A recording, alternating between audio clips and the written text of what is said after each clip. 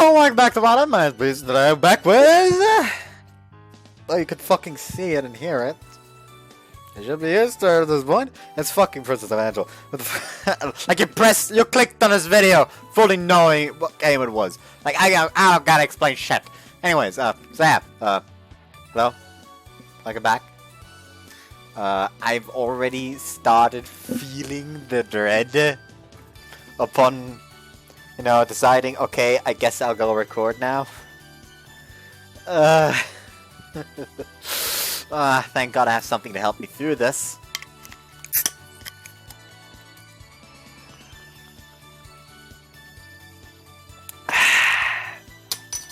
I'm not an alcoholic, I swear. This is getting so bad. Oh boy. Anyways, so yeah, last time we stripped in front of the entire association, apparently, and before I forget, the background roulette on the left-hand side, we have Misa receiving the wedding ring from our man Ryosuke in good old Hoshiori Mirai, and on the right-hand side, we have depression. Mainly one of the CGs during the final scene before the ending credits and Crow's route for Chrono Clock. If y'all haven't watched that, and I don't know if I mentioned it in one of the Princess Evangel's videos yet, that finale for Crow's route actually made me cry. Like, I managed to like hold it in until just before the ending credits started, and managed to calm down by the end of the ending credits. But yeah. Anyways, but yeah, it's basically the one where just his hand phases through Crow. And it's just depression. It's just general depression. Anyways, Saturday after class, we all had lunch together in the dining hall. まさやくん、いつも一人で食べているってことだからさ、こうしてみんなで集まれば人に見られたって別に気にならないでしょ。そんなことはないって顔ね。なんか前よりよほど見られているみたいですから。まあ仕方がないでしょう。我が校の有名どころが一堂に集まっていればそれは気にもなるわよ。In addition to the White Lily Society girls and Tamiya, Ritsuko and Konomi had also joined us. A table full of beauties like this did make for quite the view. これであとマリカ様や美月さんがいたらそれこそオールスターで。そういえば今日は彼女は来ないの？ Now she's currently conspiring against him. 誘ったんだけどなんだか取り付く島がなかったわ。取り付く島がない。せっかく昔のような仲に戻ってきたと思ったのに、一体どうしちゃったのかしら。美月さんがどうかしたの？いえ、どうこうしたというわけではないのだけど、なんだか週明けから元気がないようですね。それは私も気になっていたのですが。週明け？ということは、まさやくんの躍進が判明してということかしら。でもそれで気を落とすというのも、そもそも美月さんってどちらを望んでいるのかよくわからないところがあるし。どちらをって学校変革の是非について？口ぶりからすると変革を望んでいないようにしか思えなかったけど。Whoops. Kind of cut Chiho off there. Mitsuko had stated that clearly enough, but Risa didn't seem to fully believe it. Your opposition to school reform, does that really come from you, Mitsuki? What do you mean by that? That is Marika's position, so that has become your position. Is that not the case? That is not the case! I remember them having that exchange. けど彼女、もともと紅バラ会の会頭就任が内定していたんでしょ？そうだけど、変革の是非がリアリティを持ったのはその後だから。ああ、まさやくんが来てということね。それもそうか。でもあの子もよくわからないわね。怪盗になれるくらいだから一目置かれているんでしょうに、どうしてあっさり譲っちゃったのかしら。それはやっぱりそれだけ変革を阻止したかったんじゃないですか？だからあくまで自分で戦ってみてもいいじゃない。美月の元の一命は結構大したもので、なんて言ったかしら。ラルムド・リュヌです。ああ、それ彼女泣きぼくろがセクシーだもんね。ええ、それが今では親衛隊長ですから、なんだか私も寂しいけど。 Before it was the sun and the moon, and now one has become a militaristic bitch. Yeah, she would have been this. They would have been the sun and the moon. Risa and Mitsuki together. Huh. Anyway, food is here. Food is sure is good, huh? あんたちょっと食べ過ぎじゃないの？両方頼むなんて。Because they both looked so good, I couldn't choose between them. 太るわよ、ほどほどにしないと。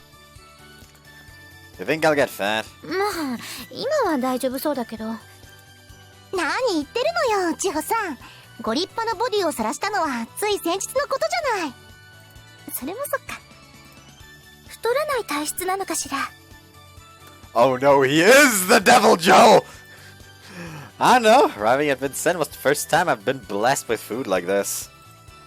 男の子の食べっぷりも見ていて気持ちがいいけど、おじさんみたいにタップタプのお腹になったら承知しないわよ。 Hold up. Have to do something real quick. Also, for some reason, there's a wound on my arm. I don't know where it came from.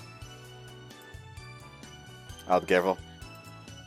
I had a feeling that wasn't going to be the last time I'd be showing it. そんなに美味しいでしょうか？ Riko took a spoonful and cocked her head. Huh? You don't like the food here, Riko? いえ、決してそんなことはないのですが、ただあまり比較したことがないので。 Comparison? 外のお食事とです。 After all, she had lived in the dorm since primary course. As a pure fille de l'avancée, she probably had very few chances to eat somewhere elsewhere. 外のお食事は恵まれていないものなのですか？ No, I wouldn't say it at all. Those are just my own particular circumstances. そうなのですか。ダメですね。 Other way around. 私 Riko let out a sigh. 外の世界のことはほとんど知らなくて、男性のこともそうです。 She turned to look into my eyes. 朝やさんのことはある程度知ったように思いますが、でもそれは決して男性一般ではない。どうしたの？急に。いいえ。 Now she mentioned it, I remember that first morning I had met Riko. What was it she had said to me? Due to certain personal circumstances, I would like to learn more about men. I never learned about what those personal circumstances were. 外の世界って言うけど、ルリコだって帰省はするでしょ？その時に出歩いたりしないの？はあ、あまり自由には出歩けないので。なんで？外に出るときはボディーガードがつきますので、あまり煩わせるのも悪いかなと。 Oops. はあ、あなたすごいよね。さすがはあの神谷財閥の一人娘。うちでもめったに聞かない話よね。 Lisa had said that before as well. Even among the girls of Vincent, Ruriko was rich. でもそんなんじゃ息が詰まっちゃいそう。平気なの？はい。あら、そうなんだ。私からするとちょっと信じられないような話ね。だって姉さんは普段から学校を抜け出しているくらいだから。抜け出してはいませんわ。正々堂々顔パスで校門から出ていますわよ。もっと悪いわ。ただ最近は私も思うんです。外に出てみたい、冒険してみたいと。まあ夏休みも近いですからね。そう今度はボディーガードをつけないようお願いしてみようかしあら、本当に乗り気なのね。何か心境の変化でもあったのかしら。ら。どうでしょう。自分でもよくわからないのですが。私が知らず知らずのうちにいい影響を与えているのかしらね。むしろ悪い影響ではないですか。あら、冒険心があるからこそコロンブスなんかは英雄になったのでしょ。ただ彩香様には申し訳ないですけど、影響は多分マサヤさんの方が大きいと思います。まあそうでしょうね。 Aka agreed easily to that. Then she turned to me. だって君は外から吹き込んできた風だものね。だったら外の空気に触れたくなるのも無理はないわ。なるほど、そうですよね。ちょっとみんな、食事が終わったら白百合会の会合を開きたいのだけど、いいかしら。別にいいわよ。わかりました。了解。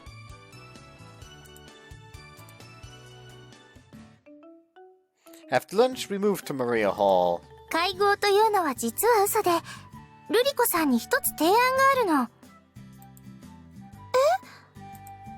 All eyes went wide. 冒険してみない？あら、いいじゃない。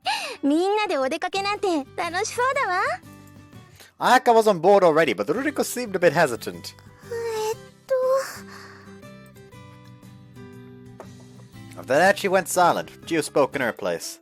だって大丈夫なの？もしも先生に見つかったら。もちろん見つからないようにやるわ。どうやって？ Abuse of power, probably. お忘れ？この前の外出の時、校門の操作をしたのは私なのよ。そっか。ロックを解くのに時間の指定もできるから、帰りも問題ないわ。遅れないようにさえすれば。そういえばリセって春休みに入ってからも夜な夜なスカウトに出ていたんだっけ？ええ、ただあんまり続いたものですから、そのうちバレてしまい、とうとうガルディエーヌに追われることになったのですけど。なかなか大した話だわ。でもそのおかげであなた少し孤立してしまったのよ。知ってる？ええ、感じてはいました。ただ特に気にはなりませんでしたけど。やっぱりリセはソレイユデコールね。立派だわ。それに引き換え、なんで私は白い目で見られるだけなのかしら。同じことをしているのに。同じって彩香様の場合ただ外に出ていただけですよね。まあそうなんだけど。ルリコさん、私今回のことはいい影響だと思うのよ。いい影響？留学生の意義は何も私たちにとっての観察対象というだけではないと思うわ。これまでならありえなかった存在から影響を受ける。そのことによってバンセンヌ自身が、つまり私たちが変わっていっておのずと変革を施行するようになる。私が狙っていたのはそれなのだから。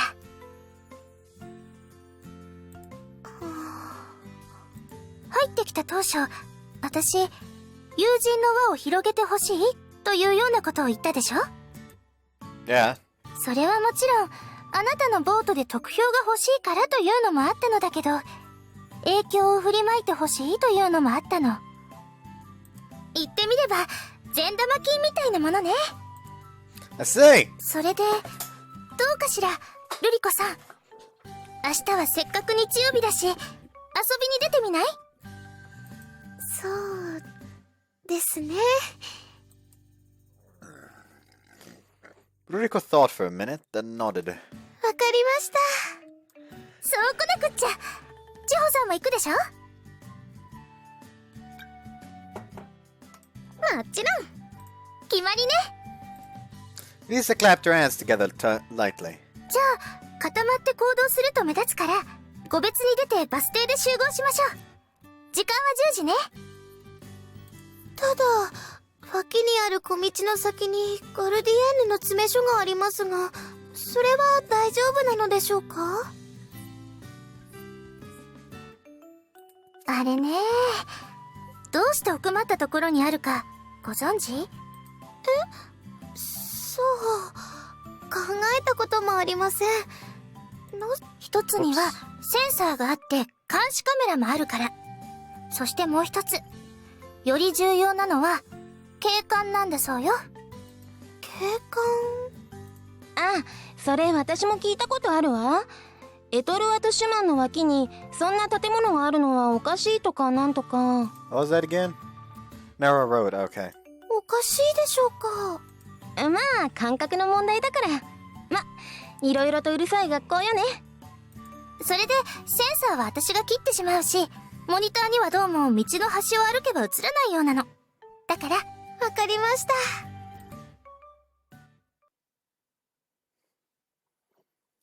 June 12th. The next day, we gathered at the bus stop at the determined time, and the bus arrived. ドキドキしてきました。That looks like she's going out in fucking lingerie. Put on a proper fucking attire. Rika placed a hand on her chest, which just emphasized how voluptuous it was. 私、ボディーガードなしに外に出るのは正真正銘初めてなんです。それもすごいわよね。心臓がドクンドクンいっています。マサヤさん、触ってみますか？ Oh, can I? こーら、ダメに決まってるでしょ。 Ow, ow. And I've been a joke, of course. マサヤくん、私も胸がドキドキしてきちゃったわ。Aika, don't you leave school all the time? なんで私の時だけ冷静に指摘するのかしらね。でもこのバス、いつも空いていて貸し切りみたいでいいな。Tio swung her legs back and forth. We sat down in the very last row and were the only passengers on the bus. With all of us going out together, it feels like a class hiking trip. ほんと。That's right. Is it okay to have Pantabelle here? I mean, riding the bus. いけないのですか？ I don't know about animals. I should check. I quickly asked the driver, then came right back. The driver doesn't mind as long as he behaves. そうですか。もちろんパンターベルはそんなことしませんよ。いざとなったらマフラーとか言い張ってみるとかね。パンターベルって本当に暖かいんですよ。一緒に寝ていると冬なんかは助かります。 I'm so jealous. Wait, wait, what? I didn't say anything. Wow, you sleep together? 夏は暑いですけど、ただ抱き枕みたいで胸で抱きしめているとなんだか安心できるんです。 Lucky bastard. I mean, what? Wow, her chest! Pantabelle. You lucky dog, yeah. それにしても無事に抜け出せてよかったわよね。 It was so obvious that that joke was going there. As Risa promised, the guardian hadn't shown up, and the gate had closed on its own once we departed. It had all gone off without a hitch. でもリセ、どうやってセンサーの操作なんかしているの？ここだけの話ですよ。 Risa smiled secretively. 実は校長先生のパスワードを入手しているんです。え？嘘？本当に？入手というか推理かな。多分こうではないかなというのが本当に当たってしまって。はあ、すごいじゃない。必要は発明の母とはよく言ったものです。スカウトを続けるにあたってはどうしても必要だったから。なるほどね。前にも思ったけど、リセの方がよっぽどバンセンヌの将来のことを考えているわよね。理事たちよりも。But Risa looked rather troubled by those words. That's right, she had a similar reaction before. It would take 30 minutes for the bus to reach the station. It picked up some more passengers on the way. I'm pretty sure that each passenger who got on the bus glanced over at our group. Seeing 4 beautiful girls all lined together would attract anyone's attention. And seeing just one guy amongst them probably made them wonder what was going on. ねえ、ルリコさん、どうかしたの？ She looked over at her in concern. なんかさっきから体を硬くしているみたいだから。I had sensed it too. Her back was rigid, her hands clasped in her lap, and she had kept her eyes locked forward. No matter how you sliced it, she definitely wasn't relaxed. 観察をしていまして。観察？車内の人です。The rest of us looked at each other in confusion. There was nothing particularly noteworthy about the people on the bus. なんで？では、後で説明します。Jiho nodded. ところで、私、車の運転ができるんですよ。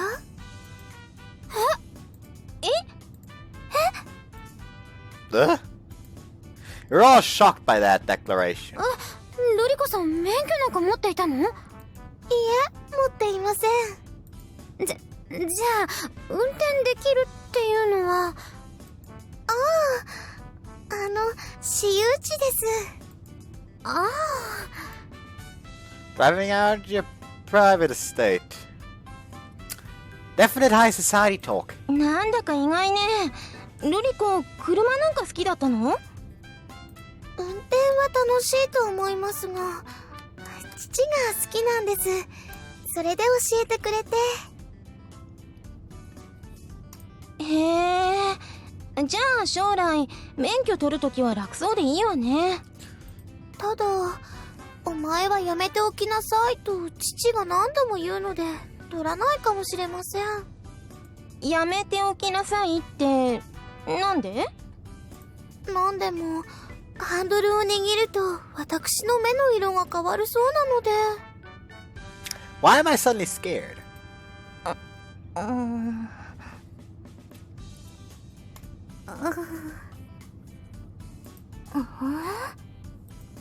We exchanged a silent glance as if to say, that's hard to imagine. 何度も心臓が止まりそうになったというので、私、循環器科の診察を強く勧めたのですが、苦笑いするばかりで、心配です。 She's just fucking Tokyo drifting around the estate, just fucking hammering down on the gas pedal. Fuck yeah!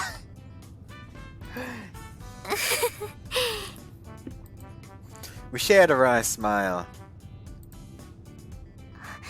家並みが増えてきましたね。 There are actually more buildings now outside now. Rodrigo peered out of the window. もうそろそろ着くわよ。いよいよです。車はともかく自分の足で地面に降り立つとなると、これは本当エポックメイキングです。 That's a bit of an exaggeration, methinks.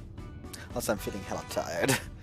Like, it's been that way for, like, the last 2 weeks. Like, I just, like, progressively get more tired as the week goes on.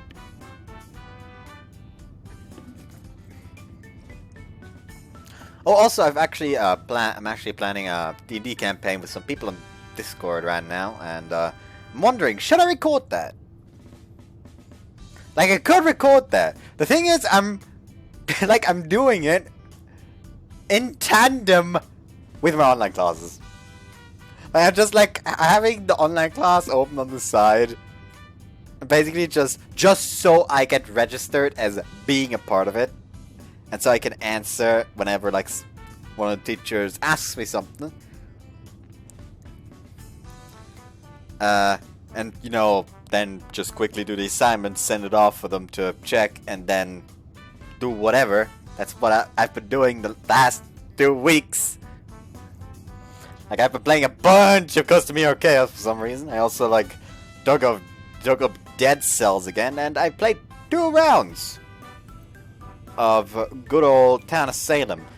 in one, I was the medium.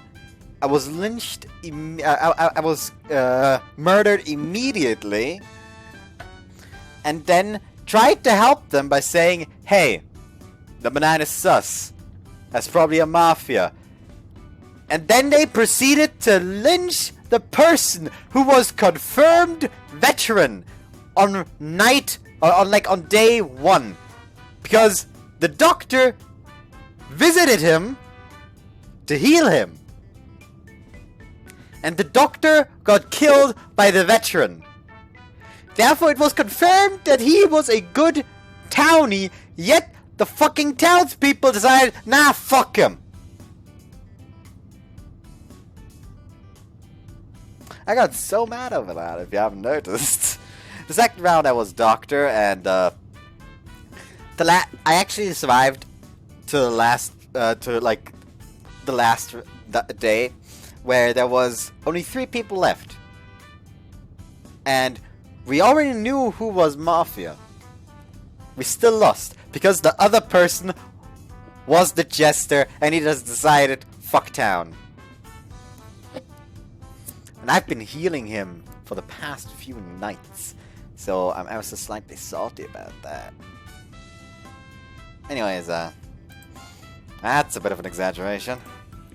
But then, maybe it wasn't. If she had only ever traveled with a bodyguard before.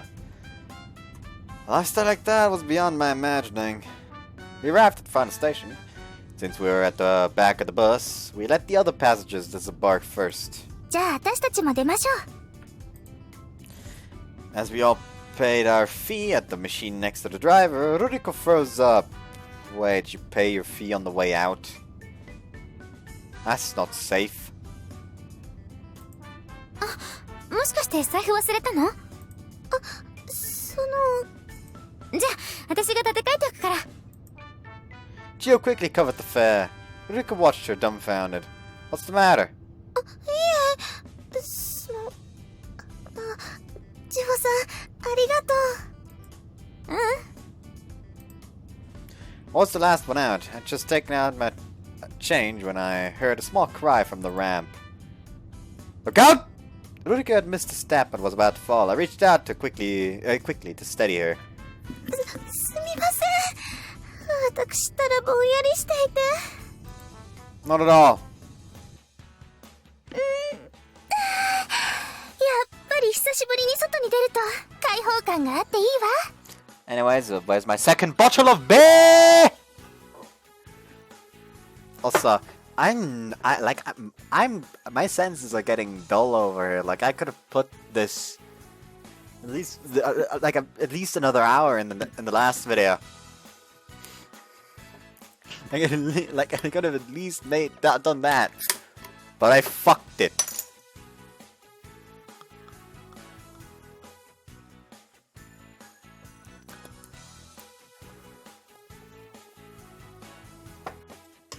Also, I've been thinking about something, and I would like y'all to put your opinions on that down below, because I'm thinking about redoing my "The Ditty Demons Are in Love with Me" videos, because I literally can't fucking wait for the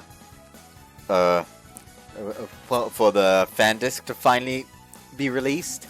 Like, Sekai Project, what are you doing? I've been waiting! It's gonna be a year since you've announced it soon! But yeah, I've been waiting, and the thing is, the Ditty Demons videos were still very bad quality. So yeah. So I'm thinking of redoing them. I might do the same to Wagamama High Spec once a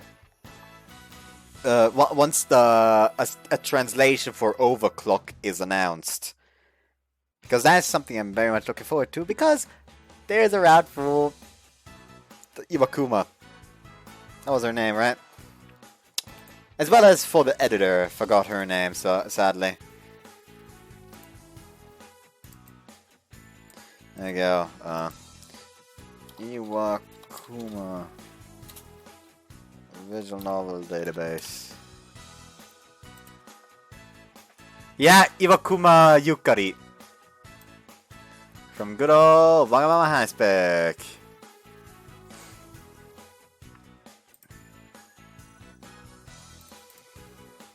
People with routes in that game are Iwakuma Yukari, Miyase Mihiro, Narumi Towa, Rokonji Kaoruko, Sakuragi Reflet Ashe,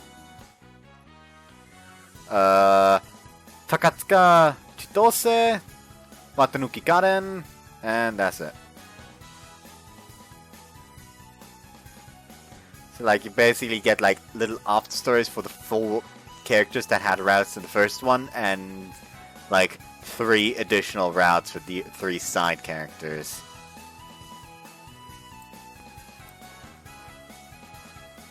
And yeah, I'm very much looking forward to Chitose and good old Yukari's route in there.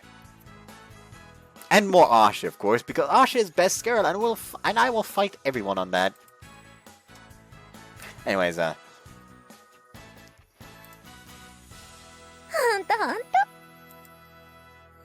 was refreshing to see them in all Japanese, them all in Japanese style clothing. I rarely saw them outside of their uniforms after all. It added to the feeling that we were leaving Vincent on a date, despite the odd number of people. The other 3 were totally at ease, but Ruriko couldn't stop looking around her. Really on nervous, aren't you? いえ、それはないです。マサヤさんがいますから。Thanks. マサヤくん What? Ayaka suddenly grabbed onto me, pressing her large breasts against my arm. また変なやつに絡まれたら助けてよね。Yeah. 私もよ。 As she spoke, Lisa grabbed at my free hand. Ow. That hurt for some reason. 私もよ。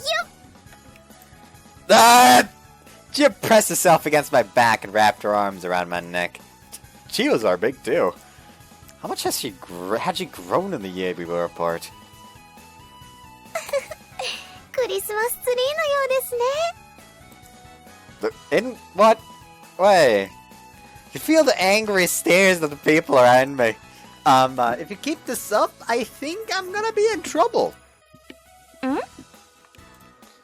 The feet of Vincent had been raised in an all-girl environment. It wouldn't occur to them that other men could get jealous. じゃあ適当にブラブラしましょうか。 Like it's just like, could you let go? I could potentially be in trouble. All of them look at him in confusion. You know, I don't feel like being a part of a stabbing out of jealousy here. Sure. Ruriko, have you ever come to a shopping area with your bodyguards before? はい、お洋服なんかを買いに家が山の手にありますので。 That means you're close to the school, right? はい。うちと結構ご近所なのよね。割と珍しいわよね。 Rare? だって番線のは全寮制だから実家がどこにあってもいいわけだし。 That's true. Guess we come from surprisingly close by too. I was spooking to Chiho, yes. I was speaking to Chiho. Our houses were in the area. Where's your house, Elisa? 私は東京。 Tokyo, huh? So getting home must be an effort for you. She gave me a troubled smile. This really was an effort.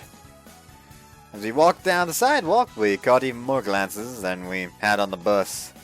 Even guys with girlfriends are leering our way.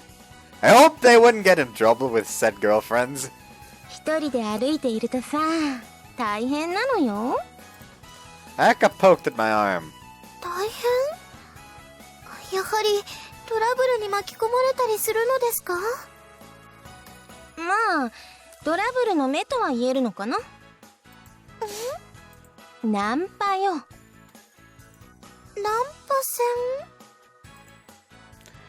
Felt like I heard that one before. ナンパも知らないの？まったくこの子は。What the fuck is macking? 私もよく意味がわからないんですけど、何なんですかナンパって。あら、けどリセは何日間か夜の駅前とかを歩いていたんでしょ？ええ。だったら絶対されていると思うけどな。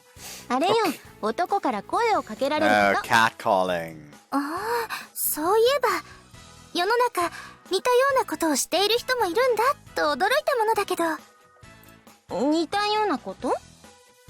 スカウトのことを一名ナンパとも言うってことですね。は？違うんですか？違う。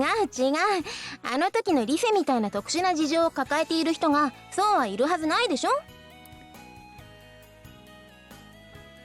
ええ、だから驚いたんですけど。まさやくんから説明してあげなさいの。君結構モテそうだからな。経験者なんじゃない？ No, I couldn't do that. Anyways, macking means, I explained to them and they both nodded. なるほどね。それであの時なんか話が噛み合わなかったのね。お見合いのようなものなのですね。An arranged marriage? I don't think so. But I guess they're after something similar. Do you get macked a lot, Ayaka? ええ。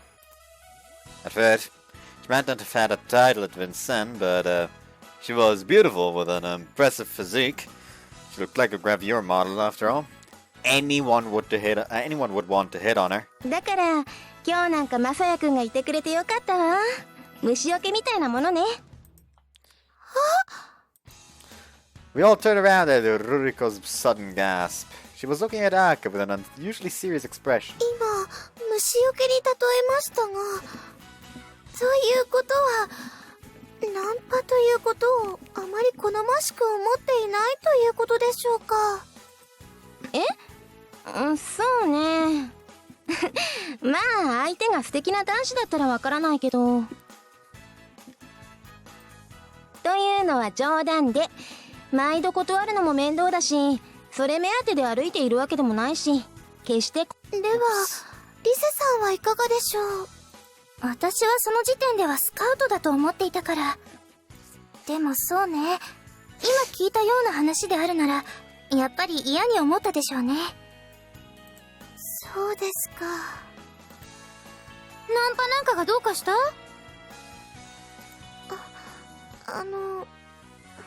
実は皆さんにご相談したいことがあるんです。相談？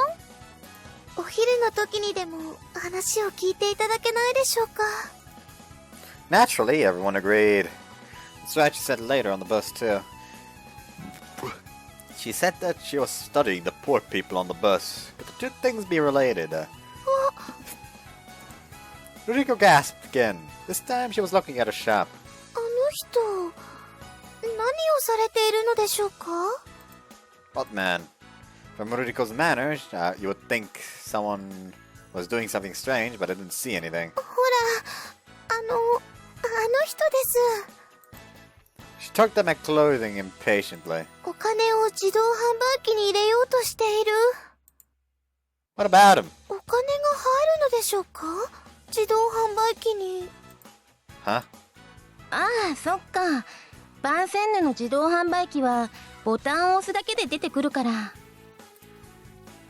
That's right, they had vending machines in the dining hall, but the drinks were free, just like the food. At first I was afraid that someone might raid all the drinks inside, but apparently the students of Vincent would never do something like that. Well, Ruriko, is this the first time you're seeing a normal vending machine? はい。なんだかすごいような話ね。Her statement that she knew nothing about the outside world had not been an exaggeration at all. Ruriko, most vending machines need money to make them work. Canned drinks cost 120 yen, for instance. はあ、そういうものなのですか。 Ruriko seemed very impressed. But, what did you do when you went out and got thirsty, Ruriko? お店に入ります。 I see. Now that I thought of it, I couldn't imagine a rich girl drinking from a bottle on the sidewalk. 私、機械にお金を入れるという発想がなかったんです。それでバスを降りるときも戸惑ってしまったのですが。ああ、そういうこと。財布を忘れたわけじゃなかったんだ。はい。クレジットカードは使えるのでしょうか？ Nope. バスにクレジットカードは使えないな。では、自動販売機は？それも無理。なるほど。では、父に言って現金を持たせていただかないといけないですね。Living at Vincennes, you almost never need real money. Your food bill was covered by tuition, and anything you bought at the store was charged to a tab.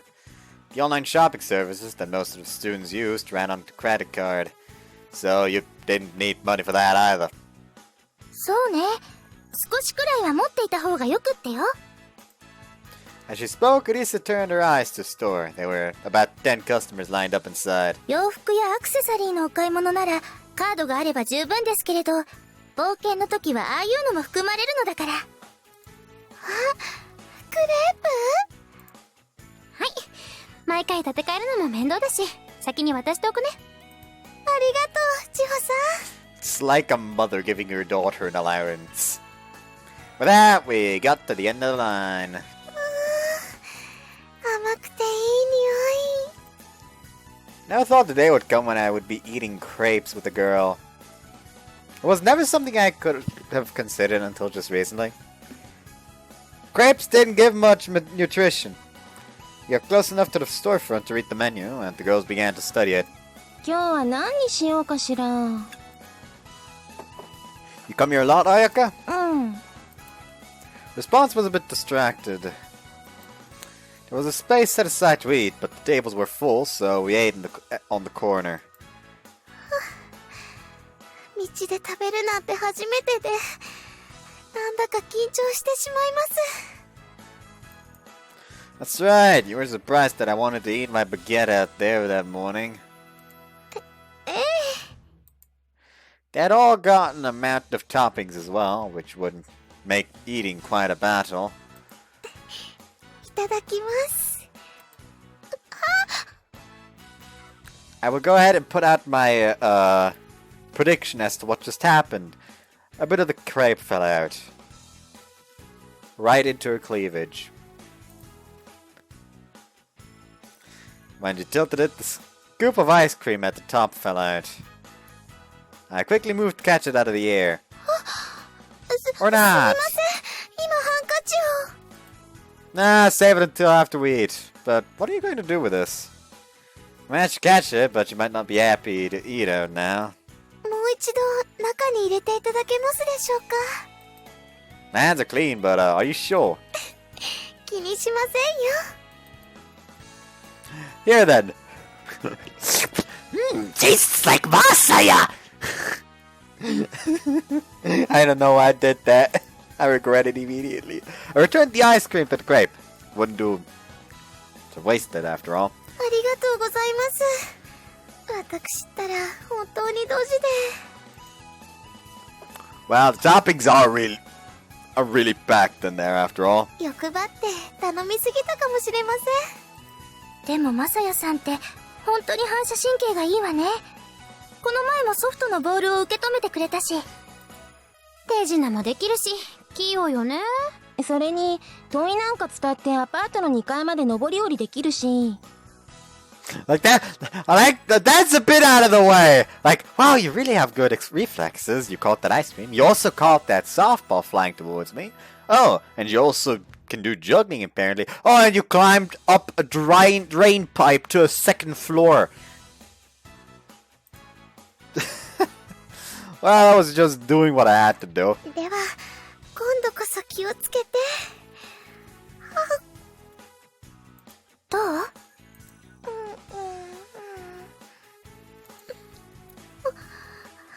味しいです。クレープがこんなに美味しいものだったなんて。がっ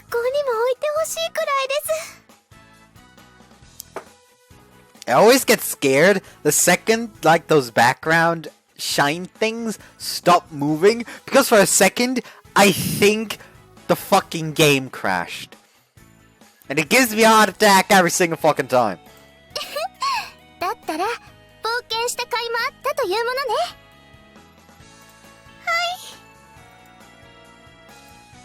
We had to have lunch at Papatore Moonrock. 今日こそ食べられるのか。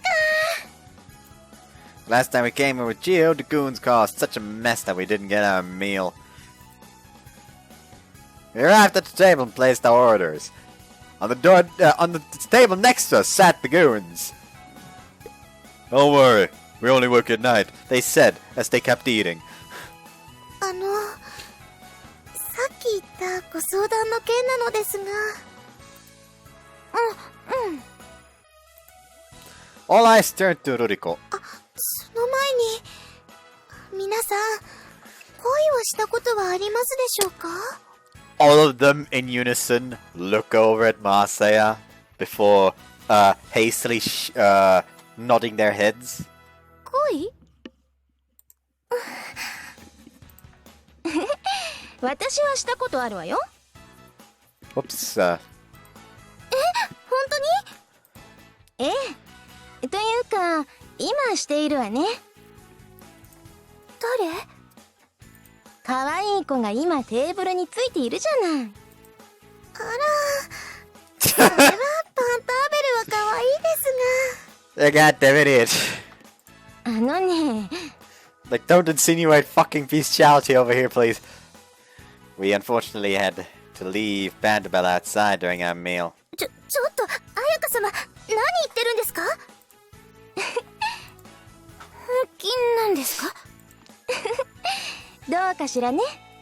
And Masaya's just like sitting there. I have no idea what they're talking about. Aka winked at me with a graceful laugh. Huh.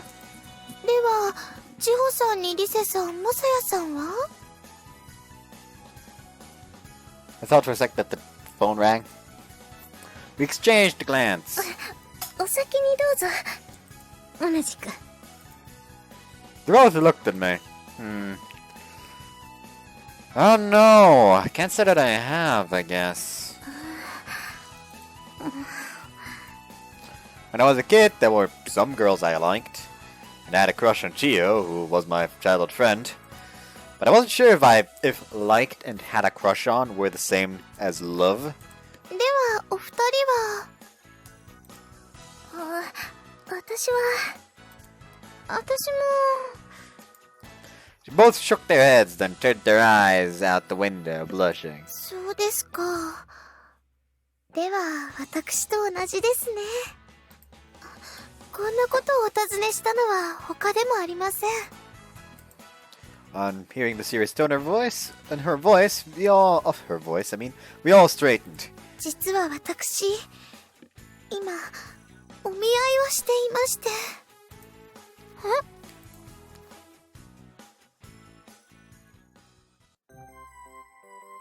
Well, hello there, pretty lady.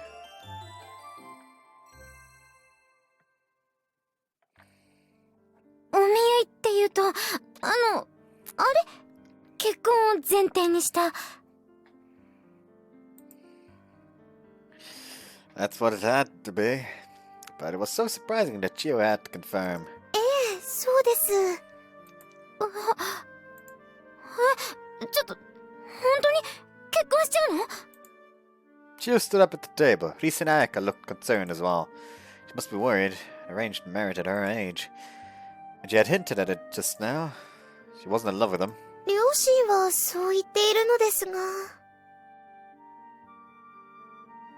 ご両親？ルリカさんはどう思っているの？そう。それがわからないんです。わからないって。いえ、好きではないと思います。そういう気持ちはありませんから。ただ、今も申しましたように、私は恋は知りません。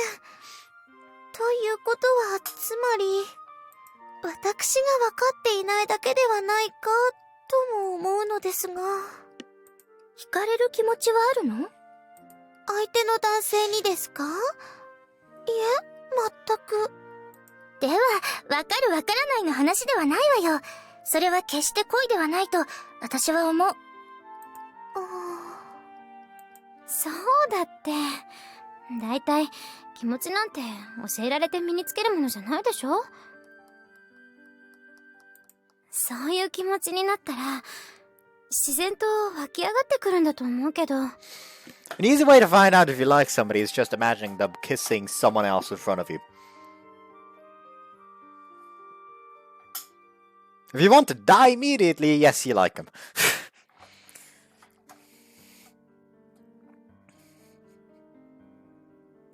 自然と。そうね。振り返ってみて勘違いだったという恋はあるのかもしれないけど、現在の時点で自分で疑わしいようなら、それはきっと恋ではないわよね。なるほど。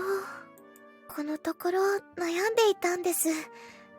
父は連れ添ううちに気持ちは生まれるなどと言っていましたが、私に関する限りそれは全くの逆でした。会うのが急に苦痛になってしまったのです。Yeesh. そんな風に思う私が間違っているのではないかとも思いました。さっきのお話ですと、ナンパは好ましいものではないということです。だったら私の気持ちもある意味自然なのではないかと。決まってるじゃない。Gio placed her hand on Ruriko's encouragingly. もう何度か顔を合わせているの？はい。今年に入ってから月に一度。学校まで両親が迎えに来て、私も外出していたのですが。あ、そうだったんだ。全然。私、男性と長々と顔を合わせるのも初めての経験で。それで比較のため、機会があったら男性を観察しようと思っていました。Ah, that explains that. Ruriko seemed a little slow at a glance, but she was actually very wise. So that's why she wanted a point of comparison. Even on the bus, she was studying men. It was her first time getting out to do so. To do it, after all. マサヤさんとお友達になった一番最初は、そういうつもりがありました。比較してみてどうだったの？そうですね。マサヤさんの方がずっと素敵だと思いますよ。Well, thanks. Hearing that right in my face certainly made me blush. お見合いの相手がマサヤさんだったらよかったのですが。Oh, there's about to be 3 objections being thrown out. ちょっとルリコさんってそういうつもりだったの？ Gio stood up in shock. そういうつもりというのは？ Ruriko looked at her in confusion. だから、いえ、結婚したいかと言われると、やっぱりわからないのですが、でも、こうして顔を合わせておしゃべりすることは、ずっと心地がいいですね。千穂さんを相手にそうするように。Gio realized that the eyes of everyone in the restaurants were on her, and she slowly sat back down. Just then the waiter came by with our orders. とりあえず、食べましょうか。We were drinking our small post-meal coffee, called cappuccino apparently, when Risa spoke up. You should have at least, heard the word cappuccino before. And also, wasn't cappuccino, invented so kids could drink coffee?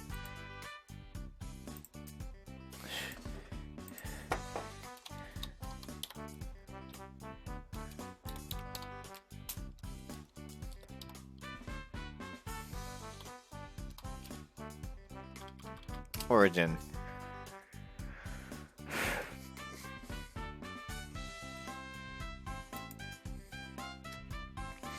I go set it to English instead. A cappuccino is an espresso-based coffee drink that originated in Italy and is traditionally prepared with steamed milk foam. Variations of the drink involve the use of cream instead of milk and flavoring with cinnamon or chocolate powder. It's typically small. Name comes from the Capuchin friars, referring to the color of their habits, and in this context, referring to the color of the beverage when milk is added in small portions to dark brewed coffee, today mostly espresso. The physical appearance of a modern cappuccino with espresso crema and steamed milk is a result of a long evolution of the drink. History.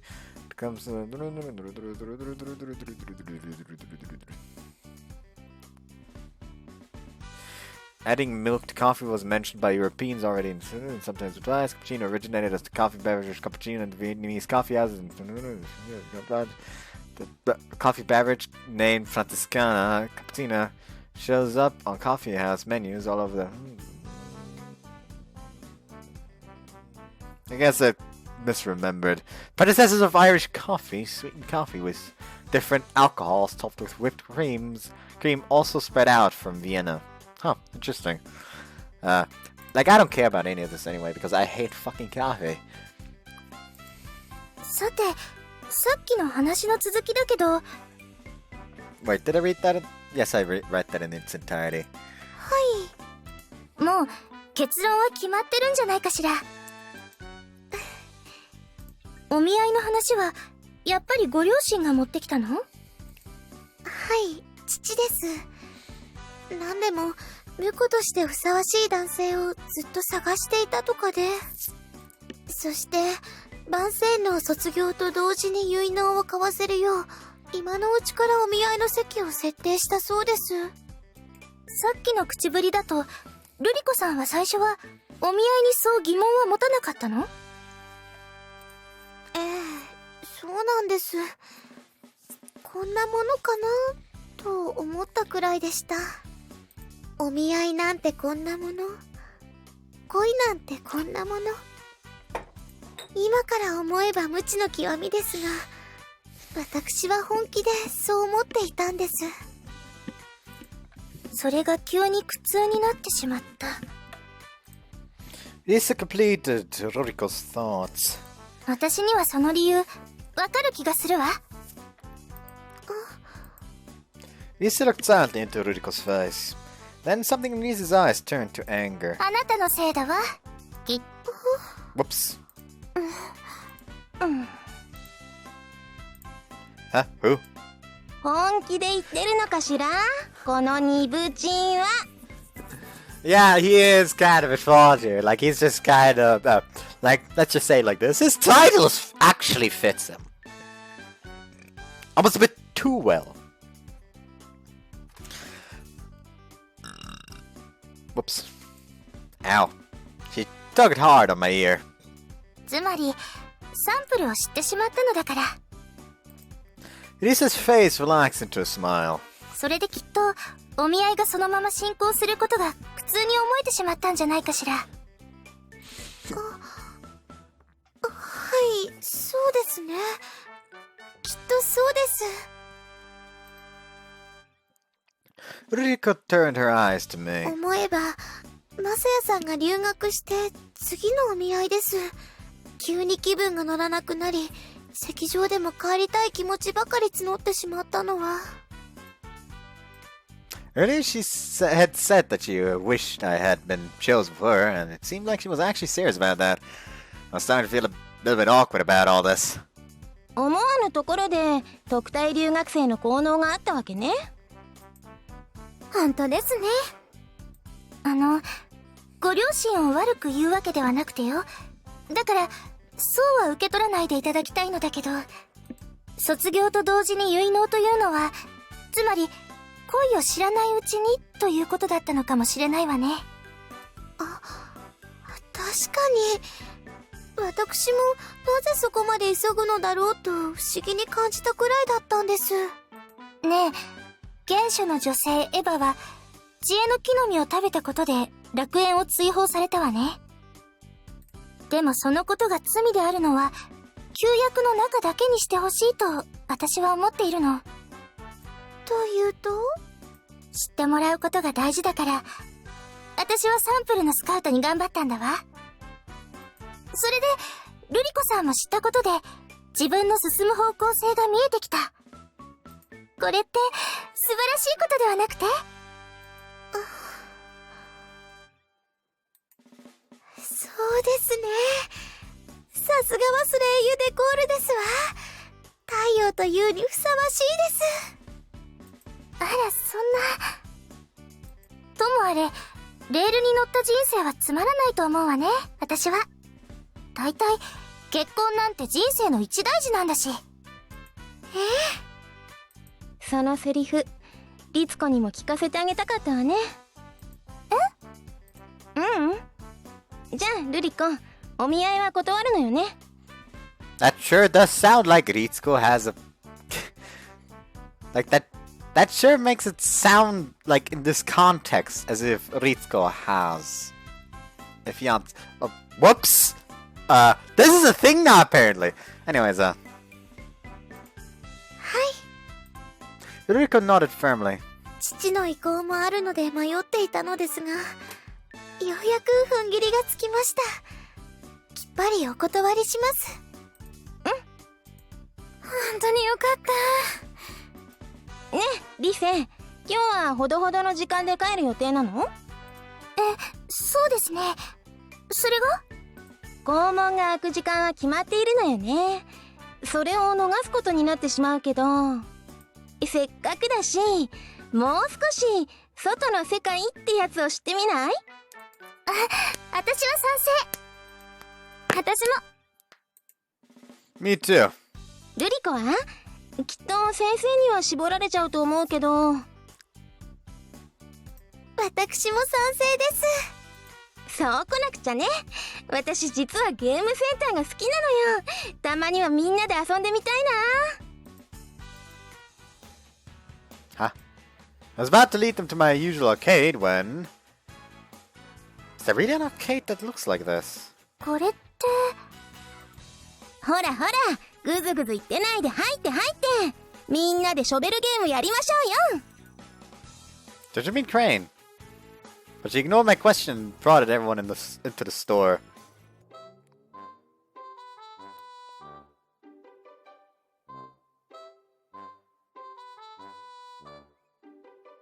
Why is Chio looking at what I assume to be Masaya in disappointment? Like I'm guessing that this is supposed to be from the viewpoint of Masaya. And why is she looking at him in disappointment? Also, セーブ yes. This is a lingerie shop! 冒険するのは私たちばっかりじゃなくて、まさやくんもしたっていいでしょ？ I don't know about this adventure. ほらほら、これなんかどう思う？ I really think the clerks want me to leave? 彩香様ったら。でも結構喜んでいたりして。 Shut up, Chio. マサヤさんに選んでもらえると思うとなんだか嬉しいです。選ばない選ばない。 We went to the arcade, karaoke, and a movie. By the time we got back to school, it was already dark out. Naturally, we got chewed out by the headmistress, but we all felt so content we didn't even mind. Fuck the rules.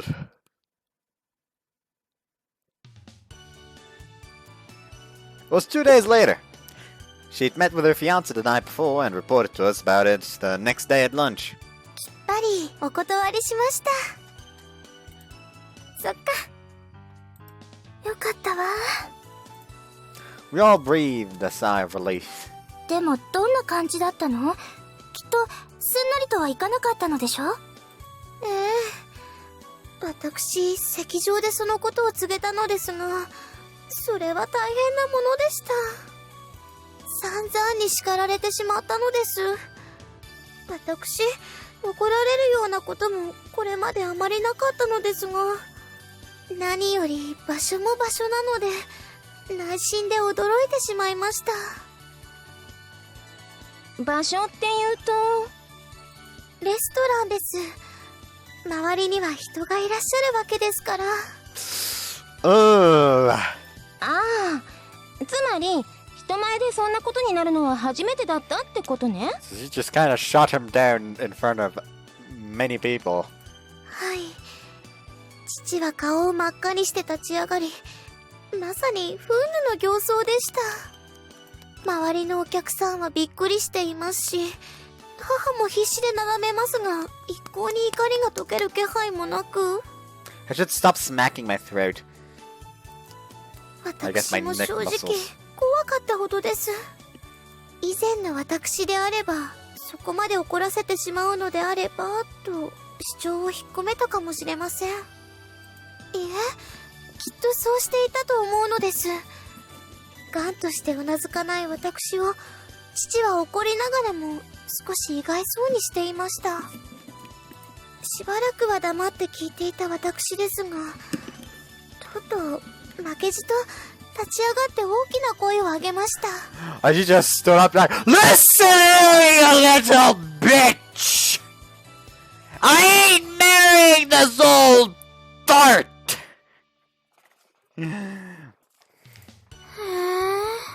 なんだか想像がつかない。 Neither can I. 私だって怒ることはありますよ。でも確かにああまで激しく憤ったのは初めてかもしれません。実際ここで流されてはいけないと思ったのです。もしもそうなっては考えることもなく結婚を受け止めた以前の私に戻ってしまいますから。でもやっぱり怖かったです。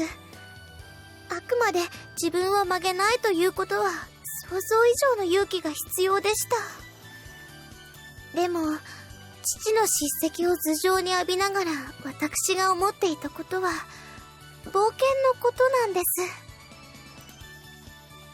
す。 Ruriko smiled brightly and looked at each of us in turn. 善悪の木の実を食べたことで私も多少は分別がついたようです。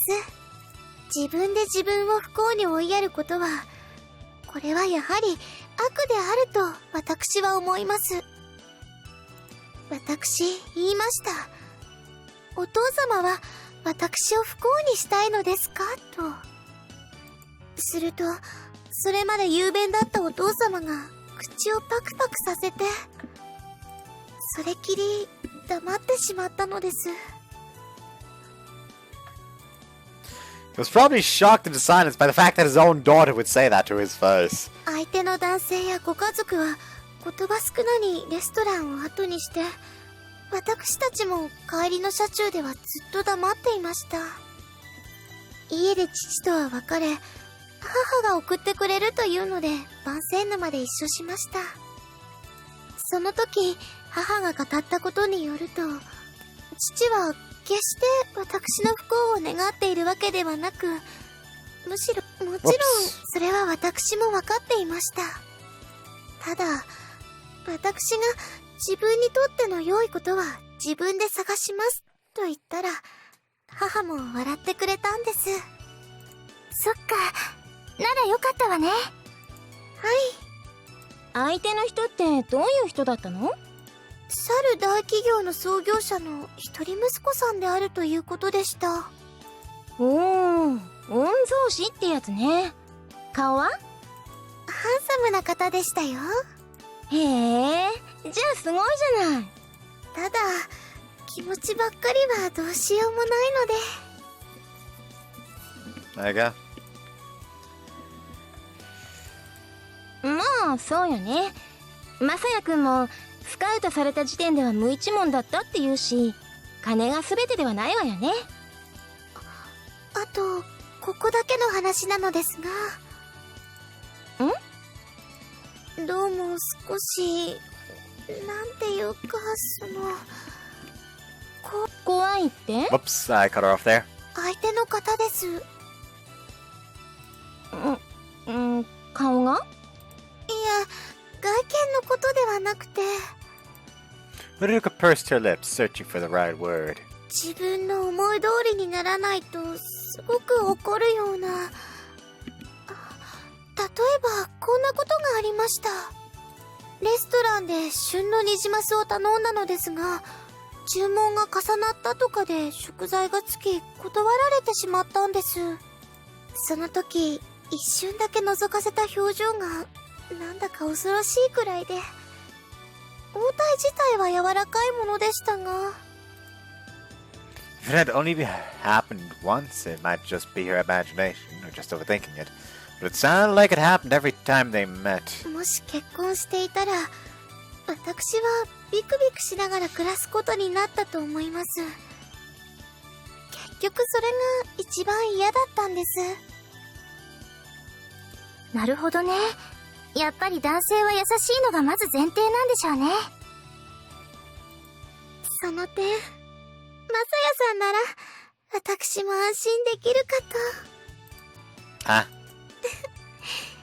いつか私に恋を教えてくださいな、マサヤさん。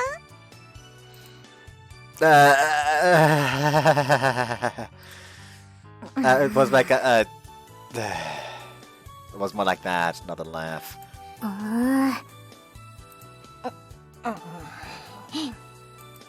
The girl's eyes bored holes in me. Help! After class, there was a general announcement asking Risa, Chiho, Ayaka, and myself to report to the headmistress's office. 何かしらね。 We met up in the hallway. Ruriko hadn't been called, but she met us there, a concerned expression on her face. この顔ぶれはやっぱりこの前の冒険についてかしらね。 But she already chewed you out because of that. Whoops, that's the wrong button. That's the wrong button again! Or am I just a retard? け I'm ど a retard. お説教ならその日のうちに住んでいるのに。ま、言ってみればわかるわよ。Aka spoke breezily. Clearly used to this kind of thing. Risa and Chio didn't look very concerned either, but Ruriko's expression was tense. 私も行きます。なんだか嫌な予感がするので。大げさね。きっと大したことじゃないわよ。そうだといいのですが。As if seeing 4 people called at the same time was unprecedented, the students stared at us as we walked down the hallway. ん？ルリコは呼んでいませんよ。でも、学校を抜け出した件なのですよね。聞こえなかったのですか？あなたは呼んでいません。退席なさい。Ruriko left the room reluctantly. It wasn't just the headmistress, but the chairwoman and several other adults, teachers, possibly, and there was a heavy air about the room. さて。 The door was closed, and headmistress turned towards us again. There was not a trace of warmth in her expression. 要件は確かに日曜日の外出に関わることです。いえ、私はそうであると確信しています。There was a strange turn of phrase. That was a 今朝 strange の turn こ of とで phrase. す。ルリコのお父上が学校にいらっしゃいました。She ignored our surprise and continued speaking. 大層ご立腹の様子でしたが、事情を尋ねてみると、ルリコにはお父上の決められた許嫁がいた。にもかかわらず、彼女はそれを断ったそうですね。I can understand why her father was mad, but why did he have to bring it to the school? 一旦はしぶしぶながらも納得したそうですが、すぐにこれはおかしいと感じたそうです。というのは、その前回まで、ルリコはそうした素振りを一切見せなかった。むしろ、納得していたようでもあった。であるのに、急に手のひらを返したようになったのはなぜなのか。きっと学校で何かがあったからに違いない。父上はそう考えられて、早速お見えになったのです。そのようなお話を伺っているうち、私はすぐにピンときました。ルリコの表変は外出の禁を破ってからすぐのことだった。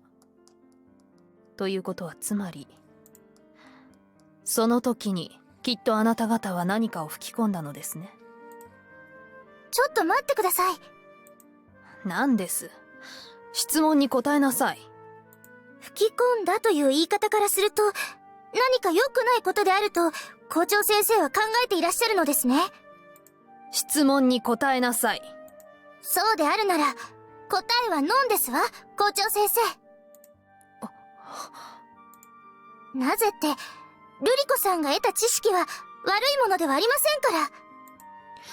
へりくつはいいのです。やはりね、そういうことでしたか。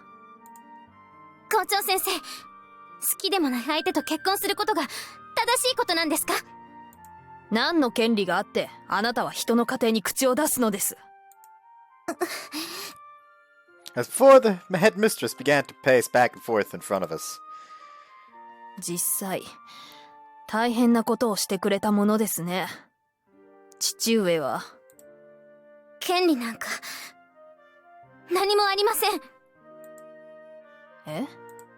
The headmistress hadn't expected an argument and stopped in her tracks. でも、瑠璃子さんは友達です。友達のことを心配するのは当然じゃないですか。後期のお客さんがお友達とは、身の程を知らないというか。Chio's face went pale with anger. I couldn't stay silent after that. Learn your place! That's crossing the line! お黙りなさい。No, I won't be quiet because Ruriko doesn't care about things like that! あなた方は、父上が何とおっしゃったかを知っても、そんなことを言っていられるのですか？ What? いいですか？父上は、瑠璃子を辞めさせると、そうおっしゃったのですよ。We all stared at each other in shock. それも当然でしょう。バンセンヌは淑女のための学校です。それが父親に歯向かうようになるなど。Turn against? But that marriage was... 黙りなさいと言っているでしょう。 I instinctively shut my mouth under the weight of her threatening glare. Stop being a pussy. Raise a voice back! Intimidate her! Tell her about the fact that she says that she was genuinely getting scared of the man she was supposed to marry. それだけではないのです。おこのぎまさや、君が。The headmistress narrowed her eyes and fixed me with a piercing gaze. I am what? Rather than continuing, the headmistress began pacing again. いいですか？私としても生徒にこのような話はしたくありませんが、今は言わざるを得ないでしょう。神柳様といえば最大の支援者です。はっきり言えば、我が校の金銭面での屋台骨と言っても過言ではないのですよ。It's almost as if co-educational is the right way to go! Because you don't have to fucking bend to the whims of one weird-ass, overly stupid, bitchy parent to keep your school open! You're a fucking bitch! She was referring to the deep financial problems that dwelt beneath Vincenne's refined exterior. I had known about them from the start. See, the donations from an old private school like this receives... the donations that an old private school like this receives must be considerable. The Kamiyama family owns a corporation, so their portion must be significant. 神柳様とはぜひ今後ともお付き合いさせていただかないといけないのです。それを。お金のことなら、驚愕にすればある程度解消するのではないでしょうか。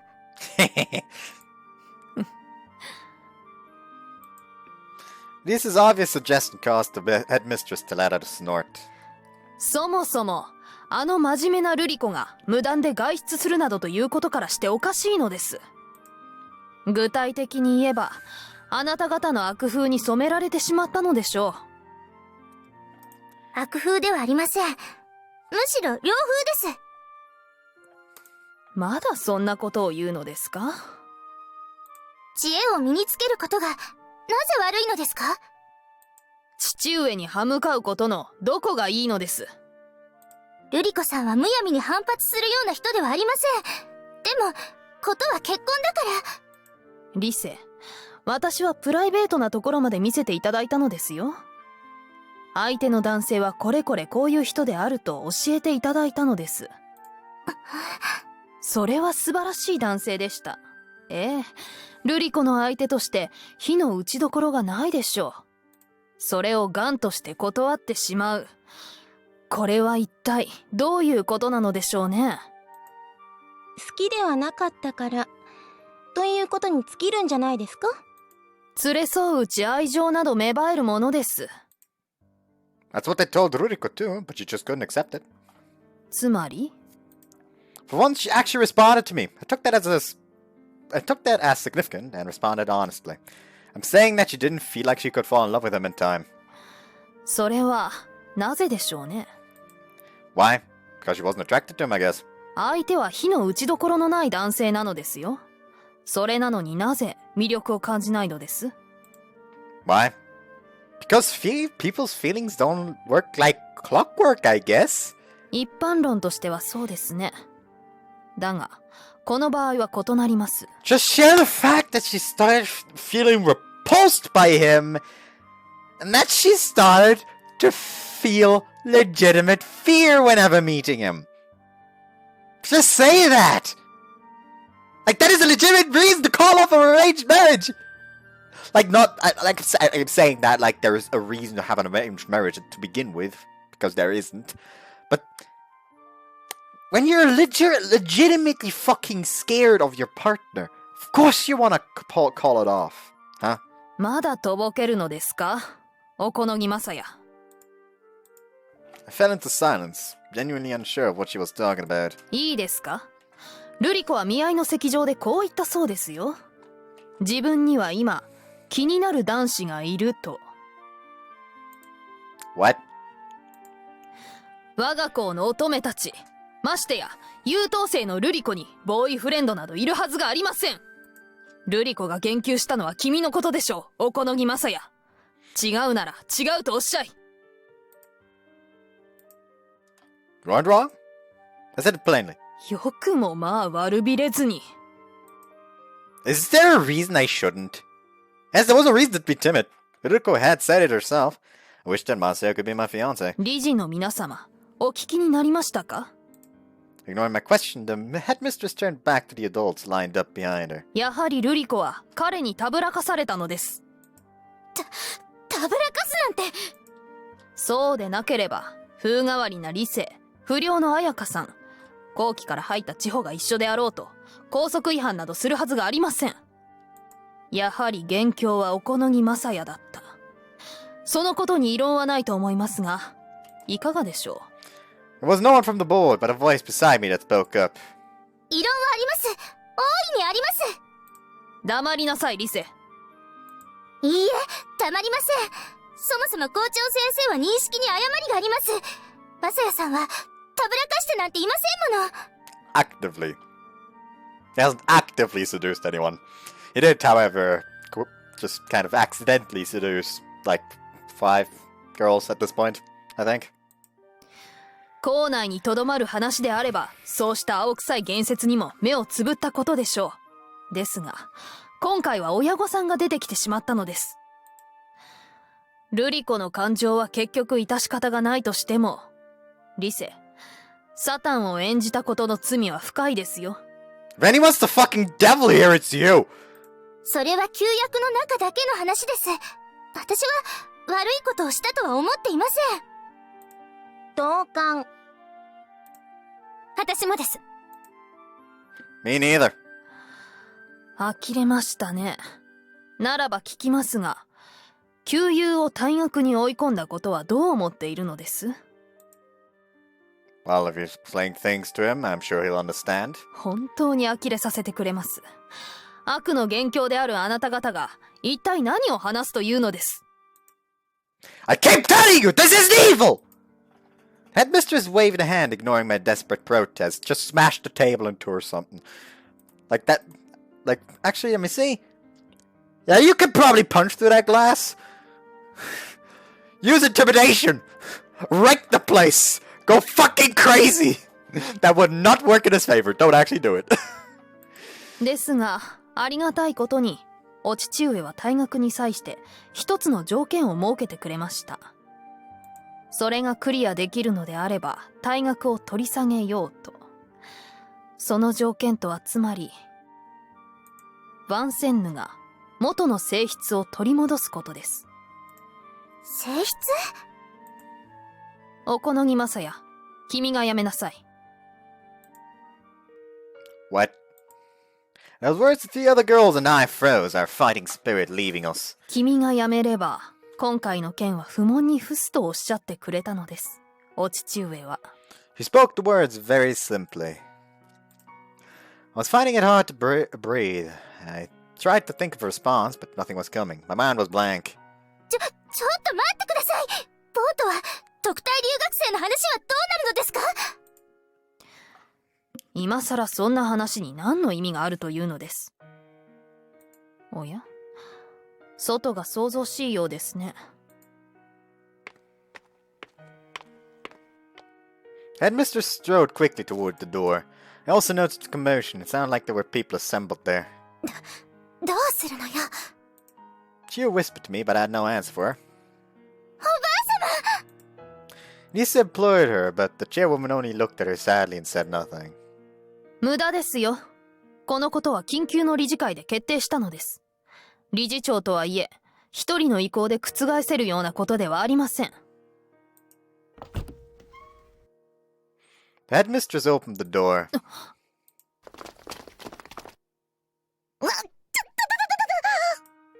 A crowd of people poured in, with Tommy at the lead. 一眼レフが潰れるところだったわ。何をしているのです、あなた方。話は聞かせてもらいました。これで。Tommy held up a glass. それで、校長先生、これは一体どういうことになるんですか？もちろん、おこのぎまさやの方向です。そんな！ The room exploded into chaos. The headmistress disregarded it and steered calmly to stand in front of me. 今日を含め3日の猶予を与えましょう。すぐに出ていくのも大変でしょうからね。そして、奉公の日まで君は謹慎処分とします。以上。待ってください！こんなの納得できません！ The chaos grew louder. The headmistress grimaced and snapped her fingers decisively. Like, the thing is, if I was Masaya, like, I would have gotten so fed up with her at this point.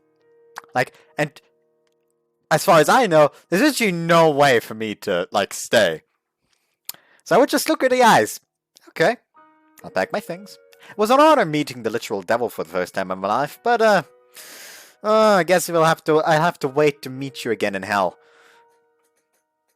And then just turn around and leave. They're just like, sure, she may have won, but she sure as hell is gonna believe that she's gonna get a piece of my mind, or what I think of her first. Suddenly the guardian, who had previously stood nearby, silently drew near. さあ、みんな戻りなさい。おこのぎまさや、君はこっちだ。As always, their grip was far more powerful than I expected from women. Half dragging me, they pulled me away from the others. マサヤさん！マサヤさん！マサヤくん！ The cries reached me, but only from afar.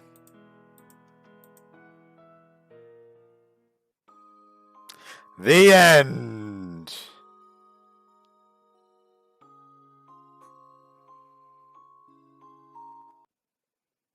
Expulsion! 10話退学処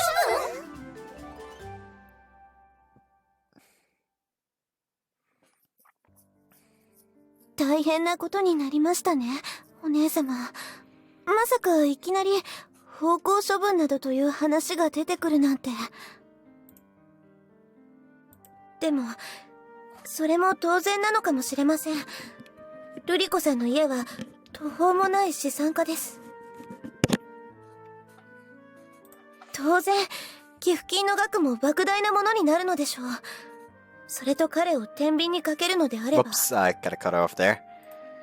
でも、これで期せずして、私たちの目的も達成されましたね。お姉様？嬉しくないのですか？あら、嬉しいですよ。どうしてそんなことを尋ねるの？いえ。Yet Marika's expression was despondent, without a trace of joy in it. It had been like this constantly as of late. I wondered if Marika was aware of how people were beginning to talk about her. First as Grande Fleur, and then as La Toute Sœur, Marika's dazzling smile had never wavered. The change in her demeanor had resulted in uncertainty among the students that could not be concealed. Mitsuki knew the reason why. Marika was listless because of the decision to expel Masaya. でも、どうして元気を失うのかしら。もしかして、お姉様はマサヤさんのことを。It's the fact that he's innocent. Like, she's a good person at heart. It's not just that she's basically been fucking brainwashed to just follow her grandmother's every command, it seems. She didn't even want to consider that notion. 本当によかった。One way or another, he would be gone. The truth was, she was coming to think better of him too. However, if Marika's mood improved following his expulsion, then perhaps it was better to see him go. That was Mitsuki's thought on the subject.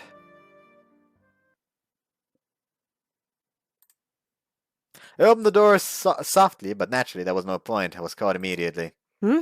なんだ？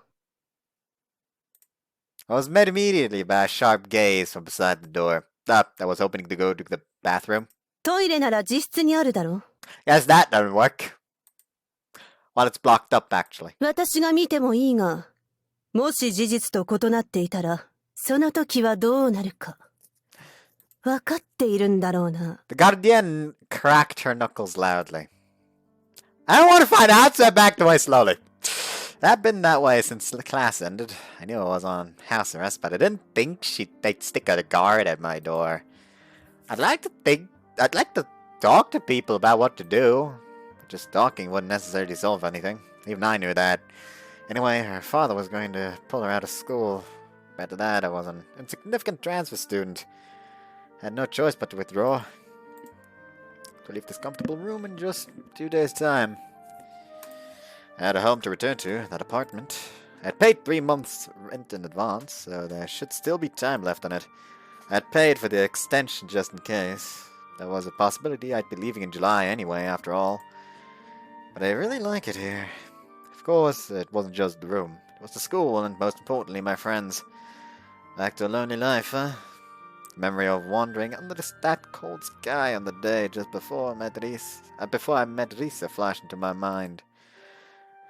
I had been so lonely then. I was feeling that loneliness again. Oh, damn, my eyes are watering. I heard a sound like a knock out my window. Suspicious, I opened the curtains.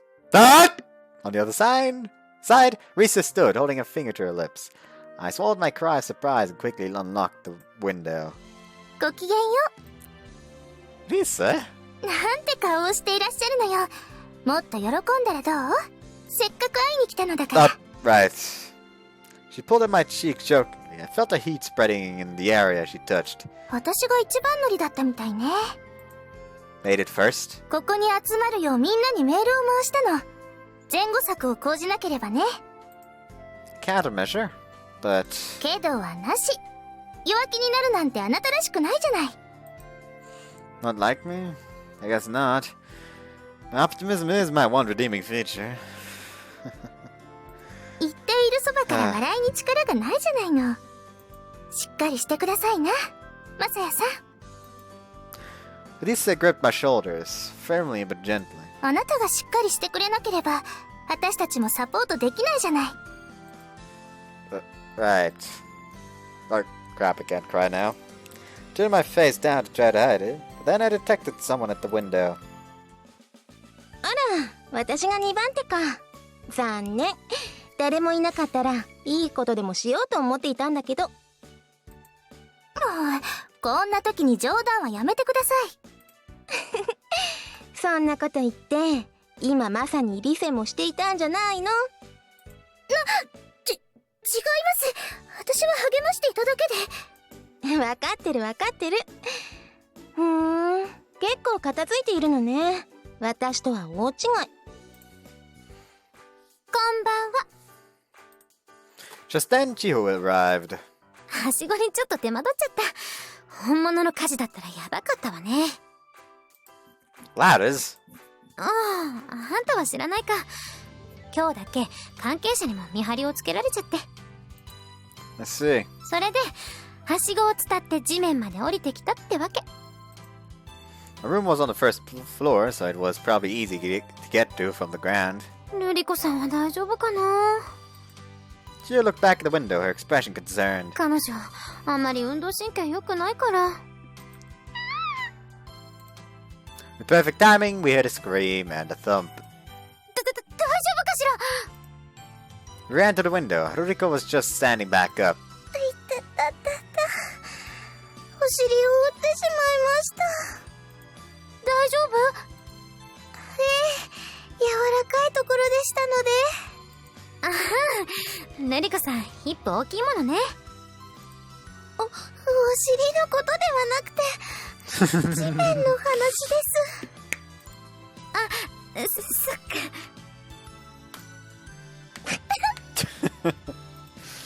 We all burst out laughing at once. Ruriko entered the room, stroking her bottom. She didn't appear to be in pain. ごきげんよう。 Yeah, is this everyone? あと紅バラ会にも声をかけたわ。今回は超党派といったところね。Waited 10 minutes, but Mitsuki never showed up. しょうがないわね。じゃあ始めてしまいましょう。Lisa seemed rather disappointed. Something occurred to me in that moment. Haven't seen Mitsuki around lately. まずは当事者から話を伺いたいのですが、私たちが聞いたのはあくまで噂話ですので。マサヤ様はあさってには出ていかなければならないという話ですが、それは本当なのですか？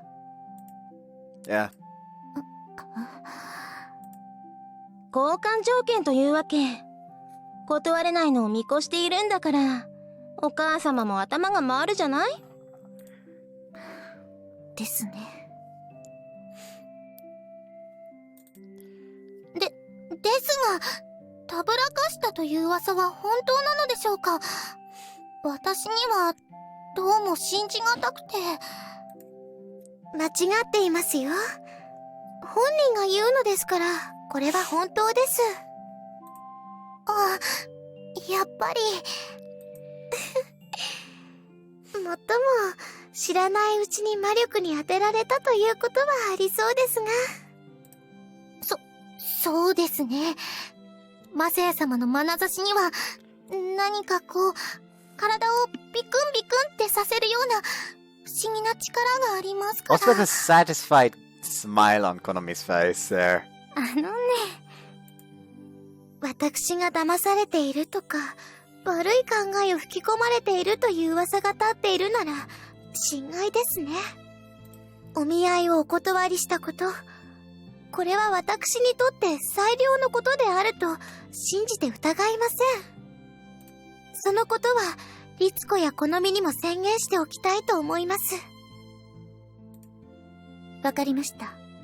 では誤解が解けるよう私も微力ながらお手伝いします。私もです。だって間違って伝わったらフェアじゃありませんから。ただそれはそれとして、Ritsuko fixed her eyes on me. 結局出ていくしかないのでしょうか、マサエ様は。そんなこと私がさせやしないわ。リセ様、だってこんなところで私の計画が頓挫して。いいえ、それよりもマサヤさんがいなくなったら純粋に寂しいもの。Lisa gently took my right arm. 私だってせっかく再会できたゃんだもん。こんなところでお別れなんて嫌。 Gio. Gio grabbed my left arm. なぜ睨み合うのですか？ That be jealousy, my girl! 気概がみなぎっていますね。私もよ。せっかくお友達になれたのに、こんなところでお別れじゃつまらないわ。Aka hugged me from behind. 私の場所はどこでしょう？体の前面とか？ I like how Ruriko's just trying to consider. Okay, like,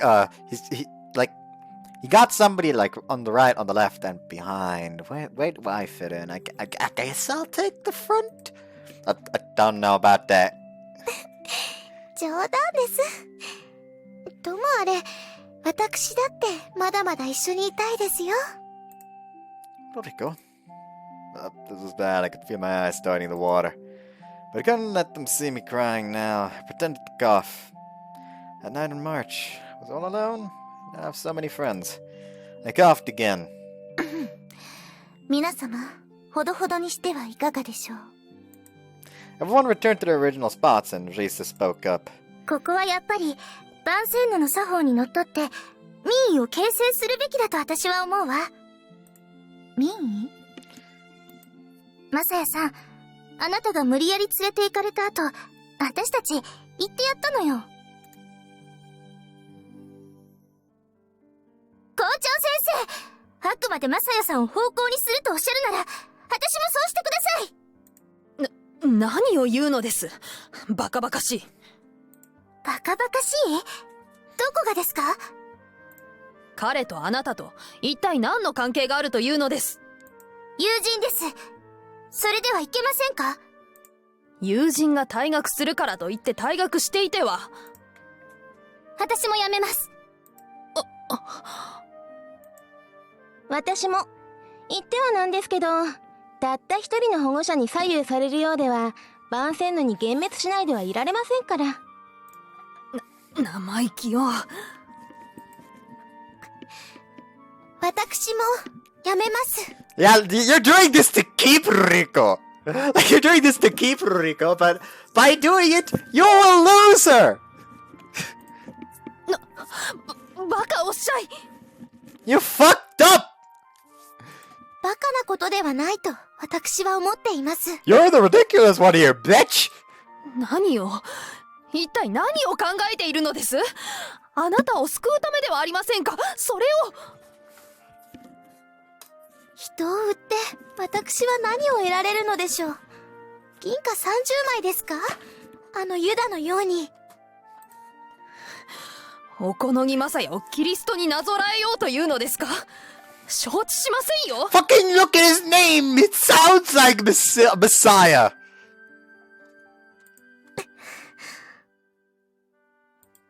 とにかくくだらないことを言うのではありません。あなた方も今日は謹慎して頭を冷やしなさい。校長先生。以上。必死に訴えたのですけれど、結局ガルディエンヌに無理やり連れ出されてしまったわ。力ではかなわないもの。校長先生は理屈にもならないことを言って私たちの訴えを退けようとした。これは要するに痛いところを突かれたということではないかしら。 So, in the stomach. Oh, that's not what she meant. Okay. まあそうでしょうね。だって退学者が続いたら校長として立場がないでしょうし。 But I don't want you guys to drop out. もちろんそれは最終手段。そこでさっき言った民意だわ。私たちの発言で動揺したように、いくら校長先生といえども生徒の意向を完全に無視することはできないと思うの。でも数人ばかりの反乱ではいかにも弱いわよね。だから大多数のうねりを生み出したらいいんだわ。リミットの去ってまでに民意を作るというわけですね。いい。それでどうにかルリコさんのお父様にも認めてもらうしかないわ。そうね。いずれにしろそれしかないような気がするわね。でも待って。それってつまり、マサヤの除名みたいな話？それだと、プルミエルジャッジメントと変わらないから。This isn't quite the same. The premier judgment is about Masaya staying. This currently is about letting Vincent be fucking controlled by a single parent that's trying to force his daughter into marriage. Like, that's the overlying problem here. Like, it's not about Masaya having to leave. It's about the fact that one singular parent has not that much sway over the school. And, you know, basically is forcing his daughter into marriage even though she doesn't want to. Chio's expression was still grim, and the reason why was obvious. The number of supporters was far from the majority. The room fell back into silence. Then Ruriko spoke. いいえ、論点は異なっていると思います。今回問題になっているのは、学校側の横暴を見過ごしてしまうかどうかではないでしょうか。横暴。だって、あの日外出したのは4人です。マサヤさんだけを責めるのでは理屈に合わないですから。それもそっか。あ、でも、まだ何か？ほら、お見合いを断ったことは、マサヤも関係しているとかで。Ruriko had mentioned to them that there was a boy she liked, which meant that she did have some responsibility in ruining the arranged that I did have some responsibility in ruining the arranged matter. その点を突かれたら、どうなのかな。だからといって、マサヤさんを追放したのでは、やはり横暴としか言いようのない話です。This feels like it should already be Ruriko route, honestly. Like, it feels like it should be. Because this just like leads straight to like a scene where it's like, okay, well fuck this then. Marry the fucker if you want to. Like, that's what it feels like it's leading up to. なぜって、私の心は私のものだから。それで私を責めるのであればまだしも、他の人を責めるのはやはり筋違いですわ。そうだね。よし。Chiho raised a fist into the air and turned back to Risa. じゃあ、やろう。残り2日間、できるところまで。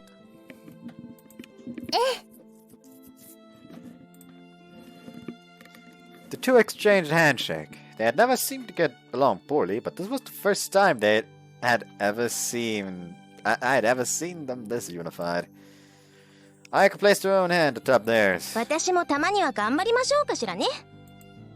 私も。 Besides, just the two Red Rose Society members remained standing. Konomi cast a questioning glance at Ritsuko. 今回ばっかりは、紅バラ会にも協力してもらいたいと思って、あなたを呼んだのよ。いかがかしら？先ほど、誤解を解くことに協力すると言いました。その結果、マサヤ様がどうなるかは、また別の問題ですし、私が紅バラ会の回答としても。はいはい、ご託はいいから。どっちなのRitsuko silently placed her hand on top of the others. Seeing that, Konomi looked relieved and added her own hand. ですね。これは短期決戦だわ。気合を入れて、頑張るわよ。Yeah, let's kick them in the nuts! Oh, not that kind of dirty, okay. はい。はい。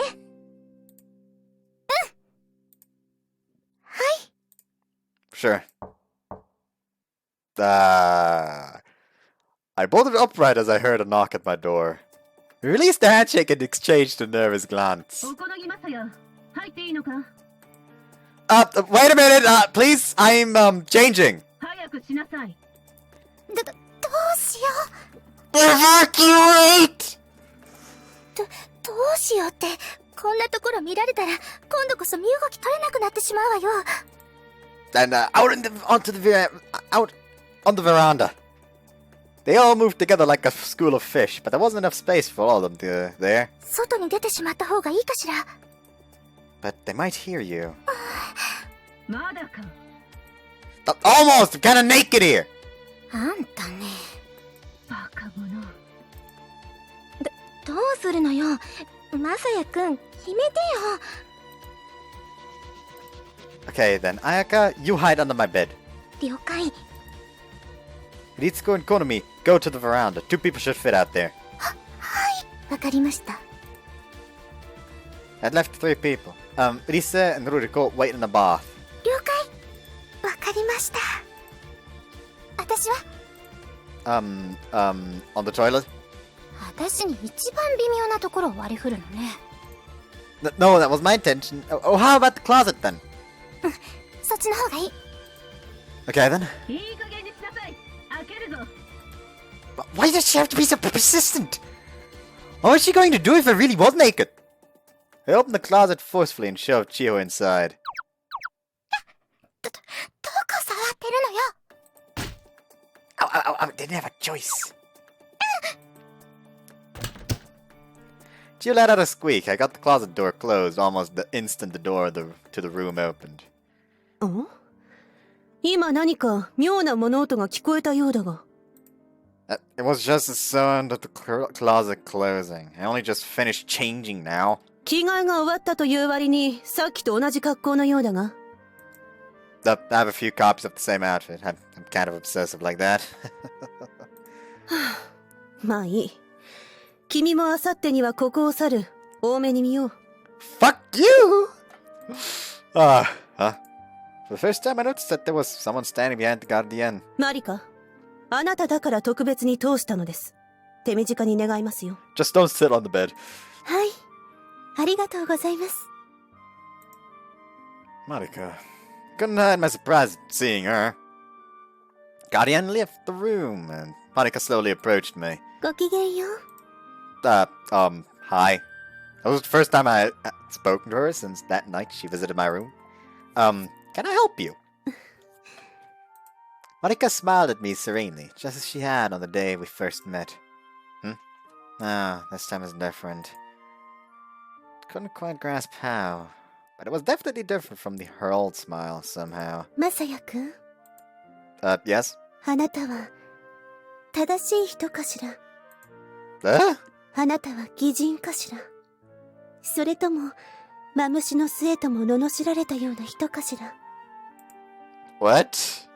I suddenly realized what was different about her. Her eyes were completely empty. I'm scared! Help! Help! Help! Which meant... Monica placed her hands on my cheeks. My body stiffened. Her eyes gazed up into mine. There were tears in them. Monica was crying. Why? どちらなの？答えて。答えて。 Her breath tickled my neck. Though my brain knew that it wasn't the time, I still found my heart racing. Her hands were soft and warm, but the chill in her tear-stained eyes outpaced that warmth by far. Righteous or not righteous? Which one am I? Monica nodded. Without notion, the tears spilled out and trailed down her cheeks. Faster than I could think, I wiped them away with my finger. Her expression didn't change. She just continued staring into my eyes. Was she talking about the most recent incident? So, I think I'm righteous. I think that I'm righteous. Her expression changed for the first time. My answers didn't seem to be what she was expecting. Her expression was a strange mixture of surprise, sadness, and discomfort. 誰が証明するのです。 She retracted her smile and her expression became almost frightening. イエスもおっしゃっています。自分のする自分の証明は信用できないと。あなたを証明するのは誰ですか？ My friends. My friends are the ones who give me that authority. そう。 Her hands dropped like a marionette with the strings cut. They don't seem quite cut yet. Exactly! Stop! I don't like it! The enigmatic smile returned to her face, and her eyes went blank again.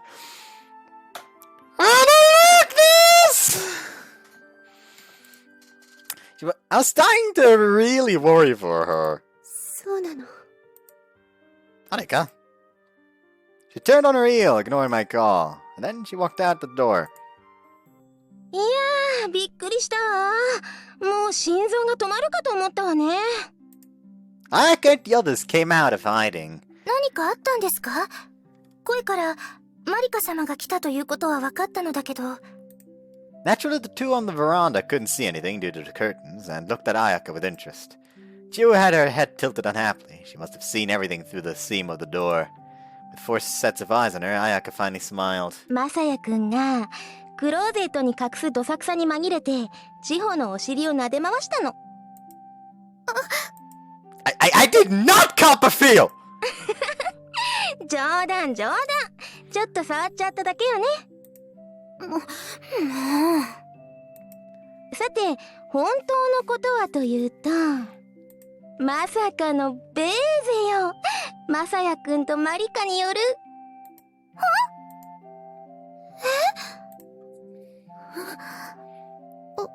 嘘？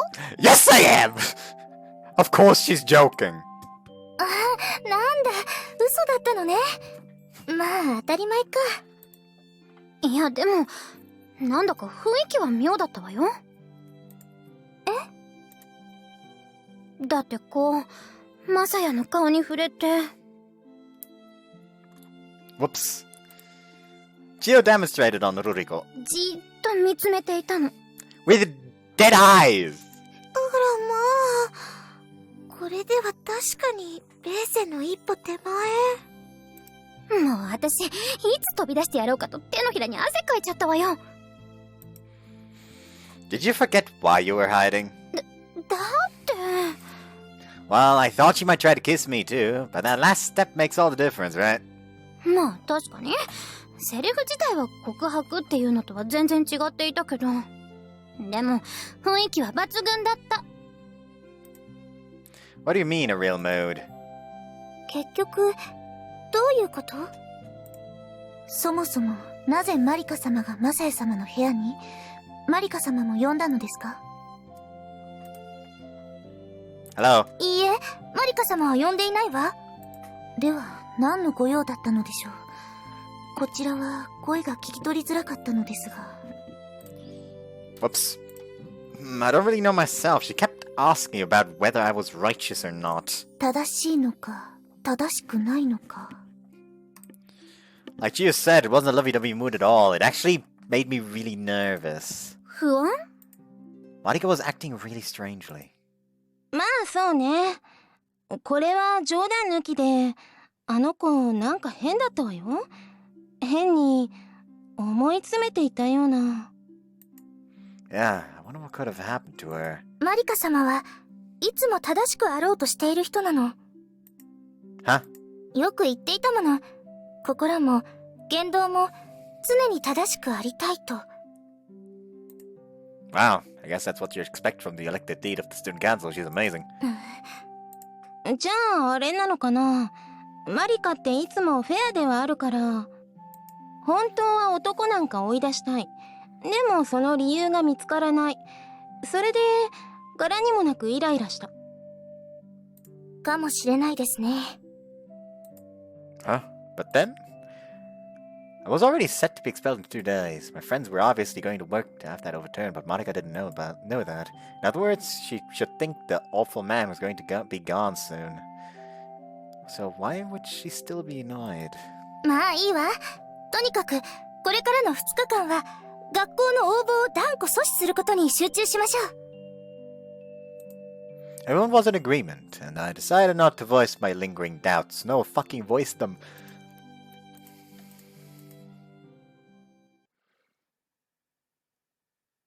"13!" The next day after class, our group met again.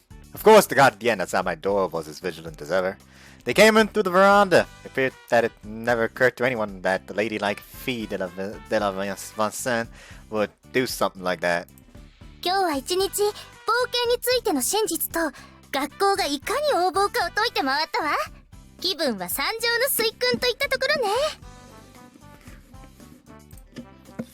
What kind of response did you get? She got very weird look as she nailed a long list to the door of the cathedral. Yeah, I just did a religious reference. I wonder how many people will understand what I mean by that. I don't know the official name of what it was called again.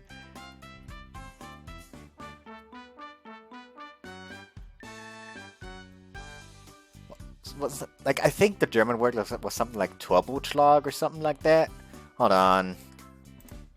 I'ma look that up real quick.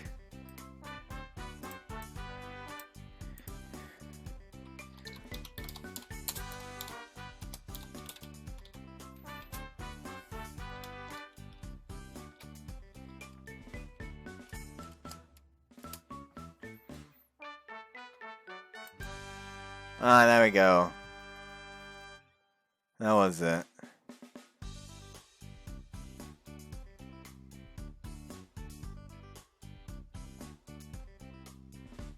Thiesenanschlag. That was the German word. With 95 theses. What's the what's like the plural of thesis? Thesi? Thesi? I don't fucking know. Anyways, what kind of response did you get? みんな熱心に聞いてくれたわよ。 I see, that's good. 私たちの守備も上々でした。何しろ本人が言っているわけだからね。これは説得力あるわよ。こっちも北帝様の妹さんではない方が珍しく真面目だったものだから、みんな鳩が豆鉄砲って顔だったわ。これを機に普段から真面目になったらどうですか？なたまにだからありがたみがあるんじゃない。誰もありがたがってなんていないと思うけど。まあまあ、そんなことよりあんたの方はどうだったの？意外そうにしながらもちゃんと聞いてくれました。 Oh yeah, you're basically helping out your rival, which is generally not a very good idea. 意外そうか。そんなに疑わしく思っているのかしらね、マサヤくんのこと。 Hold up, there we go. そういうことではなくて、私が紅バラ会の怪盗だから。ああ、そういうこと。まあそうよね。敵に塩を送るみたいな話だもの。こちらも似たような反応でした。ですから私言ってやったんです。そんな勝利には何の意味もないって。血と汗と涙をお互いに流してこそ勝負の結果にも価値が生まれてくるのです。ああ、県大会での大将戦は燃えました。 Konomi's eyes sparkled, or rather glittered, as she thought of it. Did the people you talked to react well? ええ、きちんと説明したらその通りとうなずいていたみたいです。私もです。なぎなたを振り回しながら気合を入れて演説した甲斐がありました。 I think they were more intimidated by that, probably. それは怯えただけじゃないの？ Even so, it sounded like the reaction was mostly positive. ただ私としてもちょっと意外だったのだけど、元から結構な騒ぎになっていたみたい。 Commotion? Over my expulsion or the school's unreasonableness? ええ。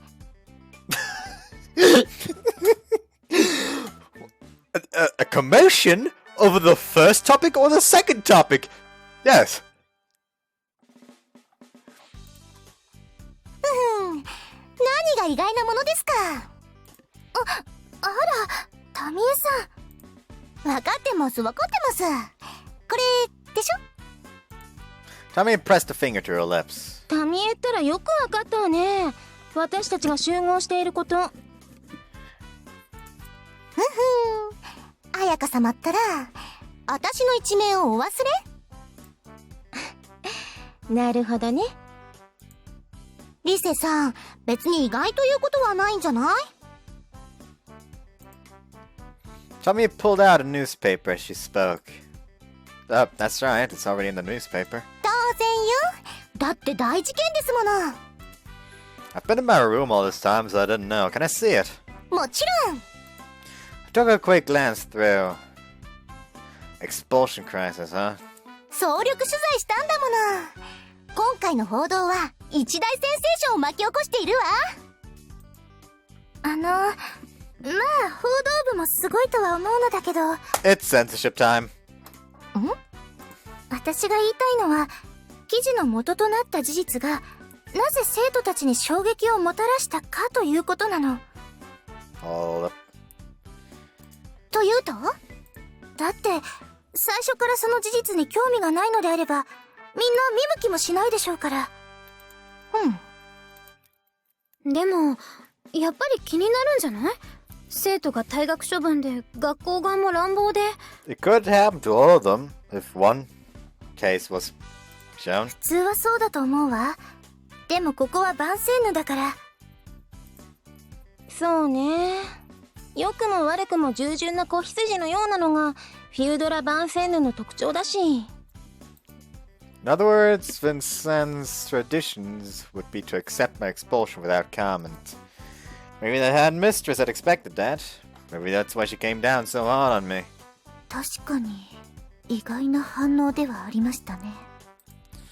Ritsuko nodded in agreement. では一体どういうことかしら。それはやっぱり。それはやっぱり。 The three of them spoke at once, and after polite discussion of the order, it was Konomi who spoke first. マサヤ様の魔力のせいではないかと。 What fucking sorcery! 一文字違いで魅力ではないかと。魔力とか魅力とか、二人ってほんとそれが好きね。ないでしょうか？ないなんて言わないけど。でもそれなら支持率がもうちょっとあっても良さそうなものだけど。それもそうでした。私はこのこともまたバンセンヌにもたらされた変化の表れだと思うのよ。マサヤくんが来たことによる？ええ、私が言いたいのは、それはみんなにとって内在的なものであったということなの。ねえ、科学の授業で色素トロピーって習ったわよね。 I had never heard of it before, and Konomi seemed confused too, so Risa explained. 日本語で言えば曜変性。その名の通り、揺らしたりすることで状態が変化するの。もので言えば油性ペンキやボールペン、あとはケチャップやマヨネーズやヨーグルト、どれも揺らせば液状になるわ。でも放っておくとそのうち固まってしまう、そういうもののこと。 Everybody's talking about it, but what about it? バンセーヌの人たちの多くは固まっていた状態にあると私は思うのよ。でもそれは決して高級的なものではなくて、適切な刺激さえあれば状態も変わる。その刺激というのがあなただと私は思っています。なるほどね。確かにマサヤくんの存在は刺激的だものね。I don't think that's what you meant. 特に引き締まった裸とかね。 I'm positive that's not what you meant. こんな時になんですけど、私はこういう展開を望んでいたのよね。これで私たちが勝利できるなら、これ以上はない展開ではなくて。でも本当に勝てるかな。校長先生がどう出るか。まあそこはもうやってみるしかないわね。そうそう、私ここに来る前に校長室に乗り込んだのよ。 Whoops. どうだったの？ Tamiya quickly produced her trinity. まあなかなか手強かったわね。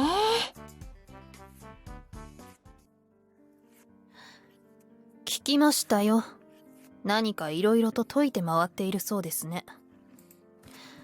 校則に違反して叱責されておきながら、すぐまた学園の平穏と安寧を乱す。気分は伝道ですわ、校長先生。バカなことを。リセ、あなたは確かに少しエキセントリックな子でした。I'm pretty sure that you've always been a bitch. I pity your husband. その風変わりなところがまた、周囲の称賛と羨望を集めていたようですが、堕落したものですね。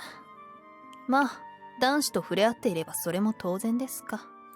お言葉ですけど、校長先生、万世能を卒業すれば誰しも異性と触れ合う機会があるんです。卒業後はみんな堕落ですか？へりくつはいいのです。それで Oh, she has a 何の用 valid. ですか？ Oh, she has a valid argument. Time to immediately shut it down. 明日ボートを開催させていただきたく思います。は？ボート？ボートは生徒の権利です。違いますか？違いませんが、一体何の投票をしようというのです？今回のマサヤさん追放の是非について。意図はわかります。しかし、ボートの結果がどうであろうと、学校の決定が覆ることはありませんよ。そうでしょうか。当然です。学校運営のすべてが生徒の意向を通していますか？そうではないでしょう。けれど、世論のうねりは個々の集合でありながらその合計を超えています。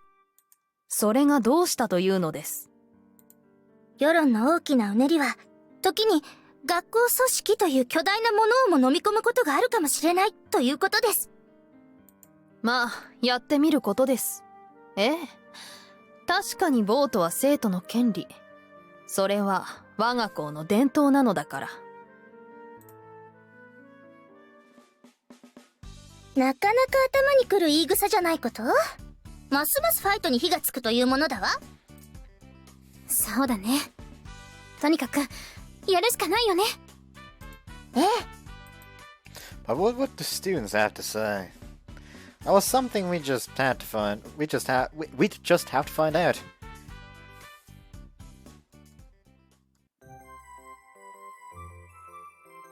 Ah, yes, the three main girls from the main game. That don't really have much bearing in this one, except for an after story. Today was the day I was set to be expelled. As planned, the vote began after class. Headmistress had insisted that I leave the moment classes ended, but out of the kindness of her heart, she let me stay to see the result. まあ、ボートの結果がどうであれ、君の方向処分には何の影響も与えませんが。Headmistress spoke the words without emotion. ところで、準備は済んでいるのでしょうね。Preparations for what? 決まっています。方向に際してのです。Oh, no, not especially. 望みを捨てていないということですか？構いませんが、知りませんよ。慌てることになっても。All that I had meant, of course, was that I had almost no personal belongings to prepare. Of course, that didn't mean that I wasn't also hoping. I'm actually really hoping. When I was moving to the gym, I heard the reports from the others. According to them, their activities today and yesterday have had a big effect. Wonder how it'll turn out. こうして教師が見守るボートは異例なんですよ。 Really? ボートは学生自治の象徴ですから。 I see. この後の開票にも教師が立ち会います。校長先生に言われてしまったので。 Sister Mishima murmured the second half. Lisa had said that the headmistress showed no interest in the results of the vote, but perhaps she was concerned after all. 本来選挙管理はアソシアシオンの大事なお仕事です。それを教師が肩代わりするような真似は本当異例なことですよ。 Is she gonna alter the votes? Well, we won't want to see any fraud. An uncertain smile showed on Sister Mishima's features. That does not look like a smile right there. She had mentioned before that she was a Vincent alumna. Seeing the school take such oppressive measures against the students must have been hard for her. The votes would soon be tallied and the results would be announced at 7 o'clock. It was 3 hours from now. The lines were already at the door. Each girl presented her a student card, took a piece of paper, filled it out, then placed it in the central voting box. There were 3 choices. They could be in favor of my expulsion, against, or no opinion. どうなるのかな結局。今から独り言を言うわね、マサヤくん。 But 私としてはせめて1学期の最後まではと思っているわ。 So, too bad that I don't have my sister Mishima out here. I bowed to her silently. The time came to present the results, and I returned to the gym with the Guardian escort. There was already a crowd of people there. マサヤさん。 Hey, リセ、おこのぎまさやは書類の上ではすでに部外者です。話しかけたりしないように。you don't gotta be a bitch about it. まるで安息日は病の人を癒してはいけないといったような So 口ぶり many ですね。 biblical references. 友人が今目の前にいるのですよ。私はそんな書類のことなんか気にしません。まあいいでしょう。結果の確認までは校長先生も認めていることだ。Like, why y'all's bitches as well? Like, by God! Everyone's an asshole to him! With a detached manner, the Guardian stepped away from me. My friends gathered around me instead. どうだったのかな。 I looked up at the podium with a mixture of expectation and anxiety. Red Rose Society would tally the votes at the suggestion of the White Lily Society, and Student Council President would read the results. ねえ、今回のどちらでもないという表についてなのだけど。 It's 100% added in order to make it so people could bow out if they couldn't decide. Like, giving them 2 concrete answers would increase the chances for against the expulsion to be the one that wins. Like, they were smart when they did this. Like, they were huge assholes when they set this up, the school. But they were smart. Because, like, he has a higher chance to get the... to basically win it if there's less options. Like, people who would have to think, and after thinking decide for against the expulsion, could now say no opinion as a way out. And that is smart. It's a huge dick move, but it's smart. A fierce expression suddenly appeared on Reese's features. リツコはどう思う？ What do you mean? マサヤさん、通常ボートにどちらでもないなんていうものはないの。だってそれは当然よね。白か黒かを決めるのが投票なのだから、そんなアンケートみたいな項目を設けても意味はないわ。あ、そうだったんだ。私もまだよく知らないから。じゃあ、今回に限ってってなんで？それは本人に聞けばいいわ。え？ねえ、美月さん。At some point, Mitsuki had arrived, standing shakily behind Chiho. It had been a long time since I'd seen her. Did she always look this depressed? That was my first impression of her. It seemed Chiho was surprised to see her haggard expression too. あなたの考えを聞かせて。第三の選択肢を強硬に主張したのは美月さんだわ。時間もないことだから、私も黙って降りたけど、一体どういうつもりだったの？ Mitsuki didn't answer. She looked down. She just looked down, her expression tense. 最初は私も不思議に思うばかりだった。でも後から、もしかしたらと思うことがあって。もし、私の思う通りだとしたら、私、あなたのこと。There was tension in the atmosphere. Everyone watched Risa closely. ねえ、美月さん、答えてよ。 She grabbed her shoulders and shook her. It was then that the chatter in the hall grew louder. マリカが出てきたわよ。Risa released her, but the resentment still hung in her expression. I wonder what's going on with Risa. 3 options. I don't know what that meant exactly, but Risa was certainly angry about it. Mitsuki was definitely acting strange too. Her hands were tightly clasped and she wouldn't meet my eyes. She wasn't her usual haughty self. She seemed small and insignificant. Almost transparent. ねえ、バンセンヌって今、何人だったかしら？後期と中期を合わせて463人。Monika took the microphone and walked up to the podium. 結果を発表します。賛成票74票。 As I heard those words, my breath caught in my throat. Did that mean that there was an overwhelming majority against? No, there was an overwhelming majority with no opinion. 反対票92票。 What? どちらでもないの票は297票でした。以上です。やっぱりね。What did I say? Risa's shoulders began to tremble. She closed in on Mitsuki once again. いくらみんなが私たちの話を聞いてくれたとはいえ、たったの2日ではやっぱり限界があるわ。どちらでもないなんていう逃げ道があれば、大多数はそちらに流れるに決まっているじゃない。ねえ、美月さん、今の結果を聞いた？秘訣の方が確かに多かったのよ。だったら、白か黒かであれば、秘訣が上回ったはずじゃない。Risa's manner gradually became more intense, and those around her watched on in fear. ねえ、答えてよ、美月さん。あなたはそんなにマサヤさんを追い出したいの？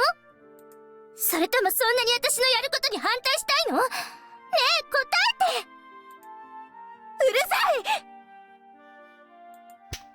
Slap. I was expecting Risa to be the one that throws the slap. She slapped Risa's hand away with an audible noise. Oh, she didn't actually slap him. The whole room froze. 私のしたいようにするだけなんだから、あなたなんか関係ないわ。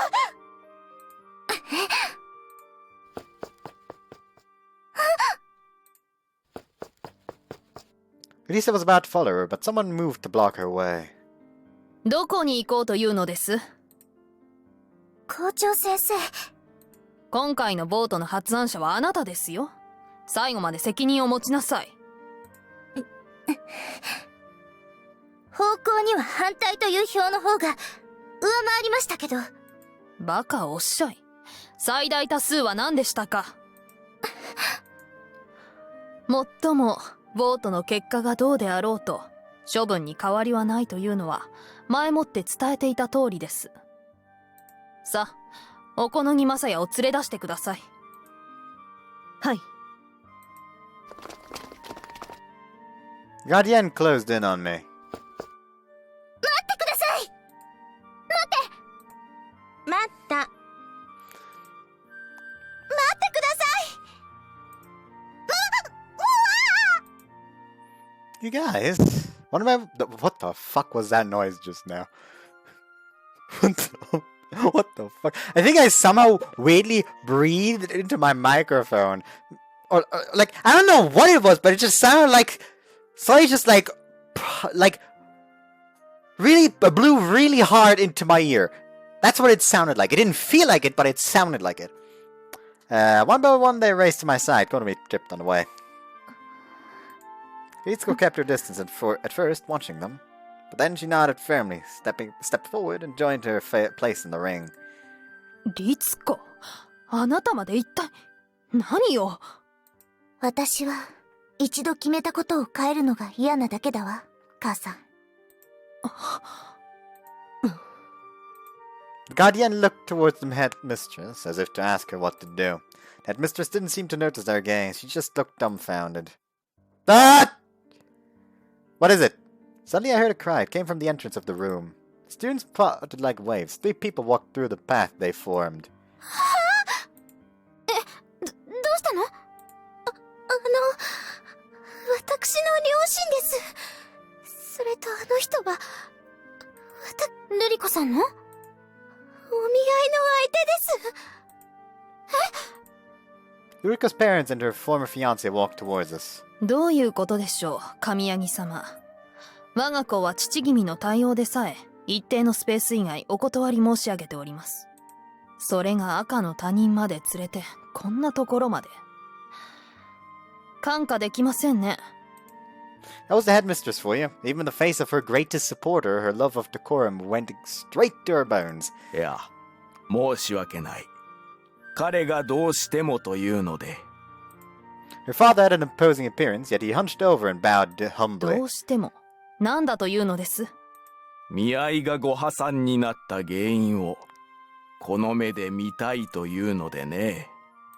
原因。Headmistress glanced at me and let out a sigh. あとせめて1時間お待ちくださればいくらでも見られましたのに。どういうことです？この小此木正也氏はすでに我が校とは何の関係もない人物です。今この場にいるのは特例です。She was suddenly affixing my name with a formal she. She really did have a mean streak. おお、それは素早い対応ですな。Yeah, Ruriko's father studied my face intently. There was a depth to his gaze. I got the feeling he was someone who might listen to me. ほら、He spoke to the man next to him. 彼がルリコのボーイフレンドだよ。気が済んだかね。栄太郎くん、どうした？肩が震えているようだが。気が済むか。His sudden shout filled the room. どうしたね、栄太郎くん。そう騒ぐものではない。こらルリコ。僕を断るなんて一体どういうつもりなんだ。He quickly strode up to Ruriko and blocked his path reflexively. なんだよお前、邪魔するな。Calm down. うるさい。 Whoa! He tugged at my hair with all of his might. ルリコなんで僕を振った。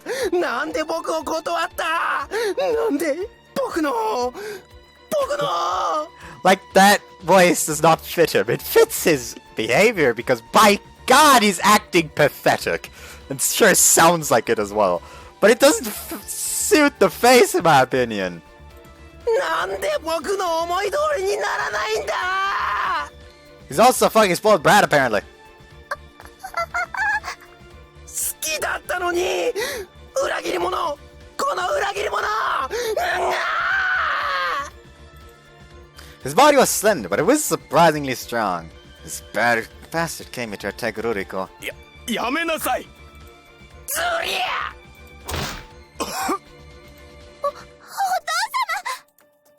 Ruriko's father took an elbow to the jaw and stumbled back a few steps. 逃げなさい、ルリコ。この男は。リコ。嘘だ。ルリコは僕と結婚するんだ。そうだろ。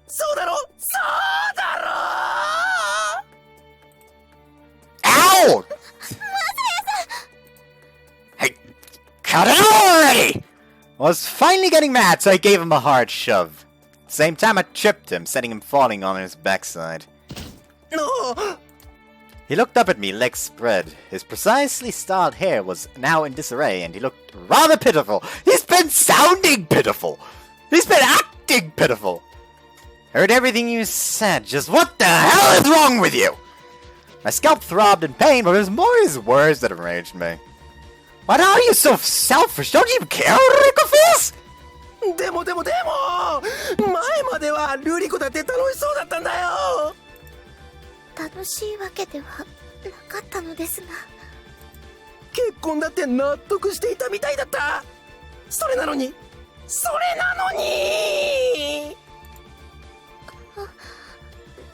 れは。Ruriko just didn't entirely understand what marriage meant. You went out that many times, and you still didn't get that? なんだと。You didn't get it! And maybe it's because you weren't really looking at her? Never looked at her because you spent so much time looking at yourself. The only thing you care about is getting things to go your way. That's why she dumped you! 違うお前のせいで He looked like he was going to leap at me. I readied myself for the lunge. But Guardian is... her voice was cold in a way that I'd never heard from her before. Now, I was expecting the Guardian to step in, because for some reason, they still haven't fucking stepped in! He's currently he was assaulting somebody! He was threatening one of the students! But the Guardian just kind of stood there like, this is kind of funny. This is your job! Do your fucking job! You're being paid for it! God!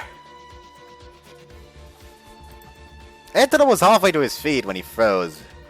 Her words seemed to pierce through him. Then Rukiro strode forward to stand beside me and took my hand tightly. I could see that her shoulders were trembling. Being forceful like this was clearly something that took all of her effort. I squeezed her hand tightly. あなたはこれまで人生で何もかも全て思い通りになったのかもしれません。でも私の気持ちは決してそうはならないのです。なぜなら聞きたくない。私の心は私のものだから。Though he clasps his hands over his ears like a spoiled child, he definitely heard Ruriko's words. His hands dropped, his expression loosened, and he slumped down even more pathetically than before. Then he started bawling.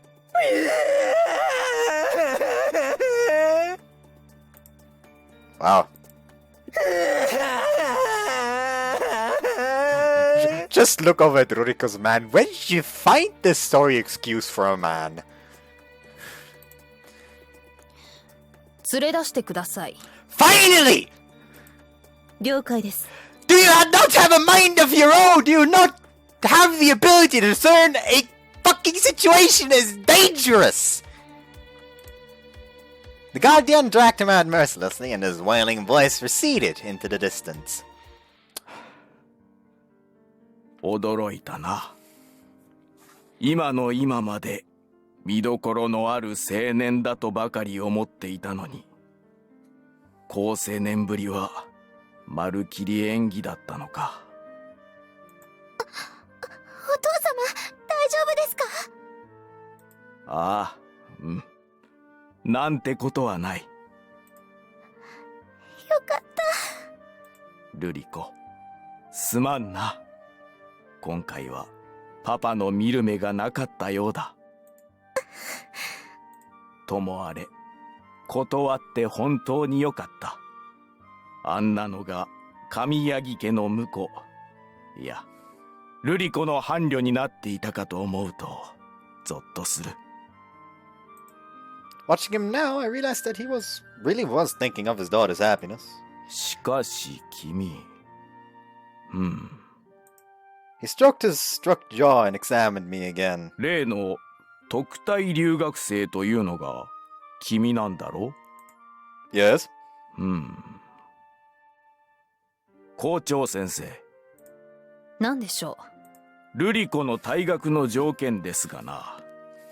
あれ、取り消します。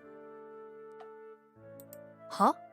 Yeah, you don't got your way out of this anymore, bitch! Fuck いや you! はや、なかなかのナイスガイではないですか。これなら何もやめさせることもない。The internet has ruined the term nice guys for me. There's a whole subreddit about that, and little spoiler alert, they're not very nice. Yeah, fuck you, headmistress! The headmistress's face in that moment was really something to see. A mix of shock, confusion, and anger. She knew she was dealing with a greatest supporter, yet she glared at him with such an expression that I actually felt worried for her. しかしですね、おこのぎまさやの方向はもう決まったことで、今まだ彼はここにいる。取り消せばいいではないですか。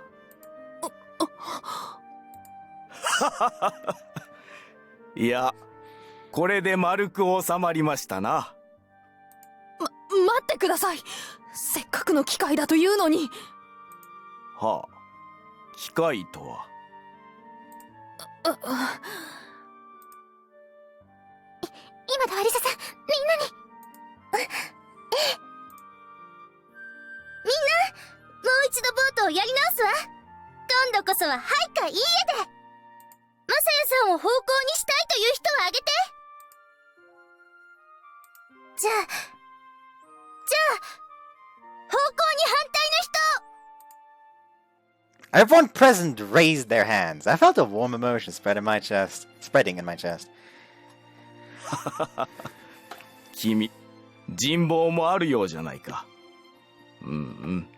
ルリコの相手として君の方がよほどふさわしいな。お父様から。だが、そういうつもりなのだろ。今だって手をつないでいるではないか。これは。 Ulrika blushed quickly and released my hand. 校長先生、ご覧になりましたよね、この結果を。圧倒的大多数でマサヤさんの方向は否決されましたわ。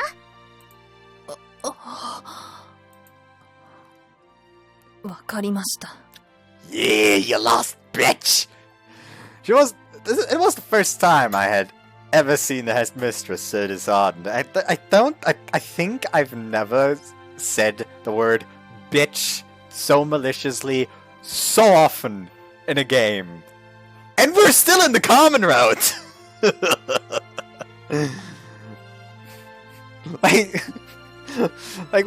we are not even halfway through this game. Like, probably not even, like, a third through this game. Since, I also have the main routes from the first game. From the original. From the base game. There we go, that's the right phrase. And I'm already, like, calling so many people bitches so angrily. Like, so many characters in this game are just bitches for the sake of being bitches. That's what it feels like.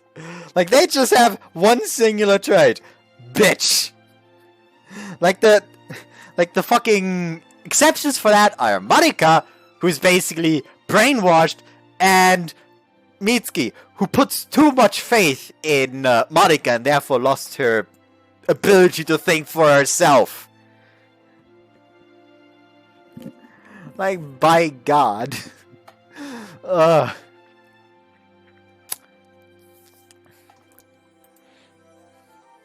だが、ボートは関係ありませんよ。あくまで状況が変わっただけです。Of course, she was still as abrasive as ever. And so, in the end, I safely avoided expulsion. Cheers! Fuck yeah! I got... no, I don't have any beer left. Actually, one sip was still in there. Nice. I mean, I do have 2 bottles left next to me, but those are for tomorrow. For the Majikoi recording. So yeah. We all gathered in the White Lily Society room to celebrate our victory. Like, this one's gotten long again because I decided, you know what? Like, I could probably fit this whole problem into one part. Spoiler alert, I couldn't. Not really. Not the 1 hour, 2.5 hours. Actually, we should still be relatively fine. The table was covered in drinks and sweets and sweets we had bought from the school store. Man, I'm so glad. For a minute there, I wasn't sure what was going to happen. ほんとよね。頼みの綱のボートも最初は微妙な結果だったし。リセ、まだ気にしているの？美月のこと。まあ、いいじゃない。結果オーライということで、今は飲んで歌って騒ぎましょ。そうですね。歌わないし騒がないわよ。言葉のあやでしょ。この子は本当にもう。リセ様、美月様は紅バラ会の中心人物ですので。結局その話続けるの？ただ気がかりなことは解消しないと、こうして飲んで食べていても楽しめないかもしれないから。ま、それもそうか。で、あんたの意見は？美月様は紅バラ会として必要なことをしただけという見方もできます。ええ、そうね。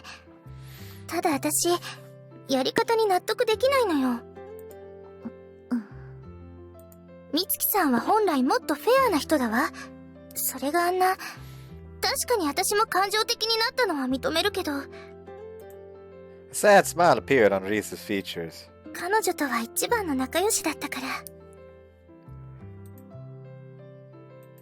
私、美月さんは誰かの考えで、あんなことをしているようにしか思えないのよね。誰かって誰？それはもちろんマリカでしょう。あの子の一名はシェフ・ド・コールだわ。あ、そっか。でもマリカ様はそれこそ正々堂々としていらっしゃって、中期の間でも大人気というか、まさしく雲の上の人ですよ。うん、それは私も分かってるんだけど。But she couldn't accept it. へえ、雲の上か。じゃあ私は？彩香様は特にベルエピーヌのお姉さんということくらいしか。やっぱりね。Personally, I think you're every bit as beautiful as Marika.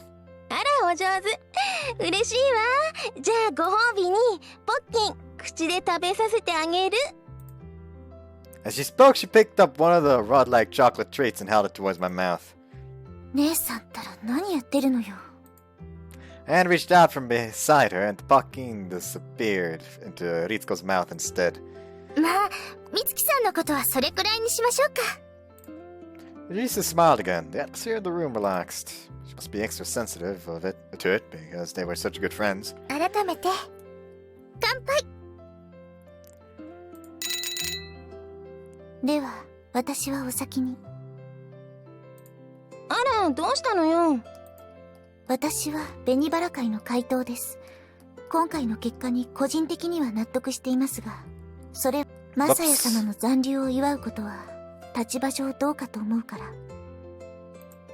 本当にお堅いわね。この場には私たちしかいないじゃない。人の目がなくても。いえ、では、失礼します。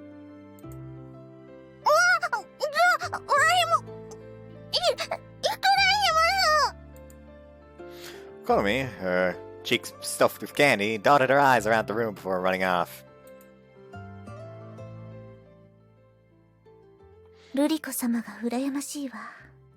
何か？ううん、何でも。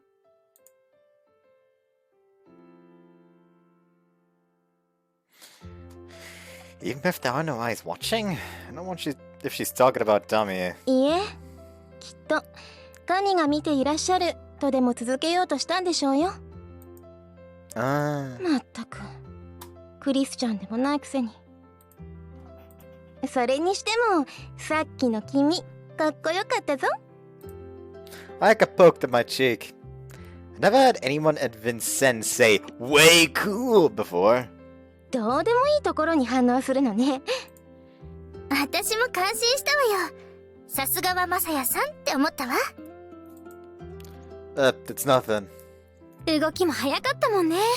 周りにガルディエンヌが何人もいて誰も反応できなかったんだから。Which is weird because they are trained gods! And may I remind y'all that one man with relatively good reflexes took one of them out.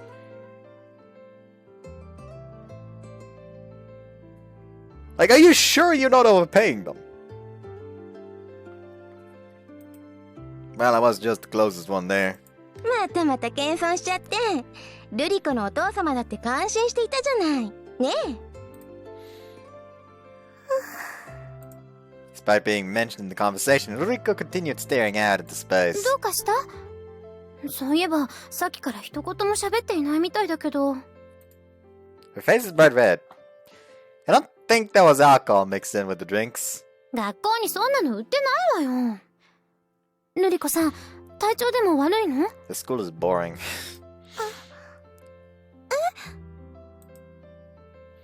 She finally looked towards us. Such a delayed reaction was definitely strange. 赤い顔でぼーっとしているから熱でもあるかと思ったんだけど、大丈夫？い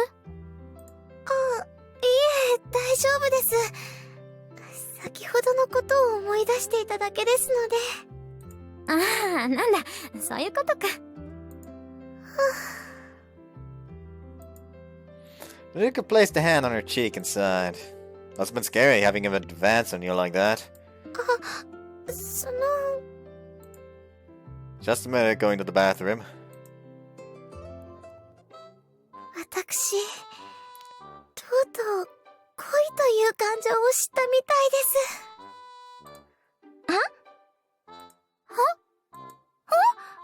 恋って言うと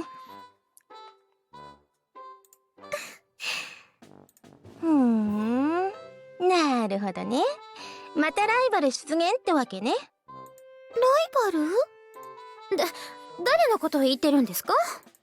とぼけなくてもいいじゃない。今はこの場には私たちだけしかいないんだから。神が。Shut up! またまた。No excuses. ま、いいけどね。まさやくんは私、年上好きだと思うな。Well, my opinion personally, your little sister is the best girl here, so my canon Masaya doesn't quite think that. I mean, overall best girl is still Tamiya, like I'm talking about best girl from the main girls. But overall best girl is Tamiya, so I guess same age? Let's say same age. どうですかね。やっぱり同い年っていうか、幼馴染が一番じゃないかと。It was only about age. Why did you add the he knew from childhood? 一番って言い切るじゃない。そりゃあなた、出会いは一番早いのかもしれないけど、何もバーゲンセールじゃないんだから。バーゲンセール？私とマサヤの仲はそんなんじゃ。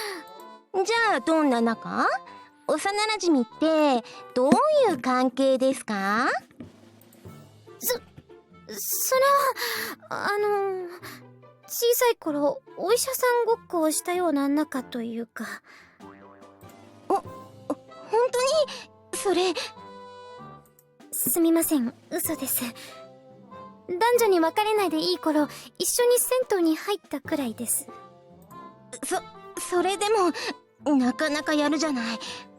番宣ヌに連れてきたのは私だわ。I like how that's the immediate fucking like that's the immediate argument she brings forth. だからだからと言われても困るけど、つまり、そう、マサヤさんは一番私を頼りにしているはずなのよ。まあ、距離の近さでは一番ではなくて。そうかな。いずれにしろ、私は両親に公認してもらいましたから。公認って、ねえ、ルリコさん、マサヤさんにそのつもりはなくてよ。それはそうかもしれませんが。Ah, boy, cat fight.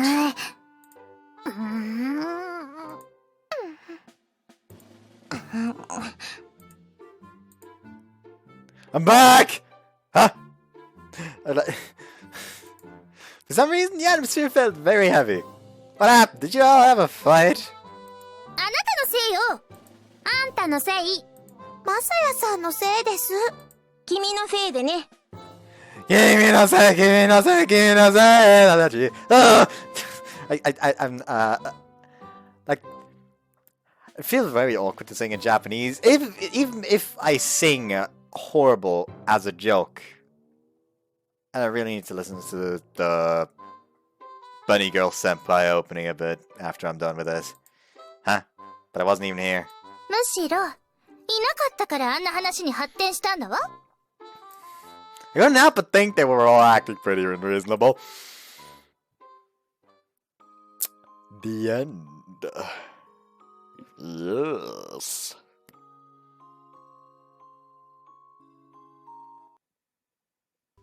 第11話夏の記憶チャプター1 Like how they couldn't just make it chapter, but instead made it chapitre or something like that. Anyway, whoops. Anyways, hope you guys enjoyed this one. セーブ Hope you guys enjoyed this one, and see you next time. Bye bye.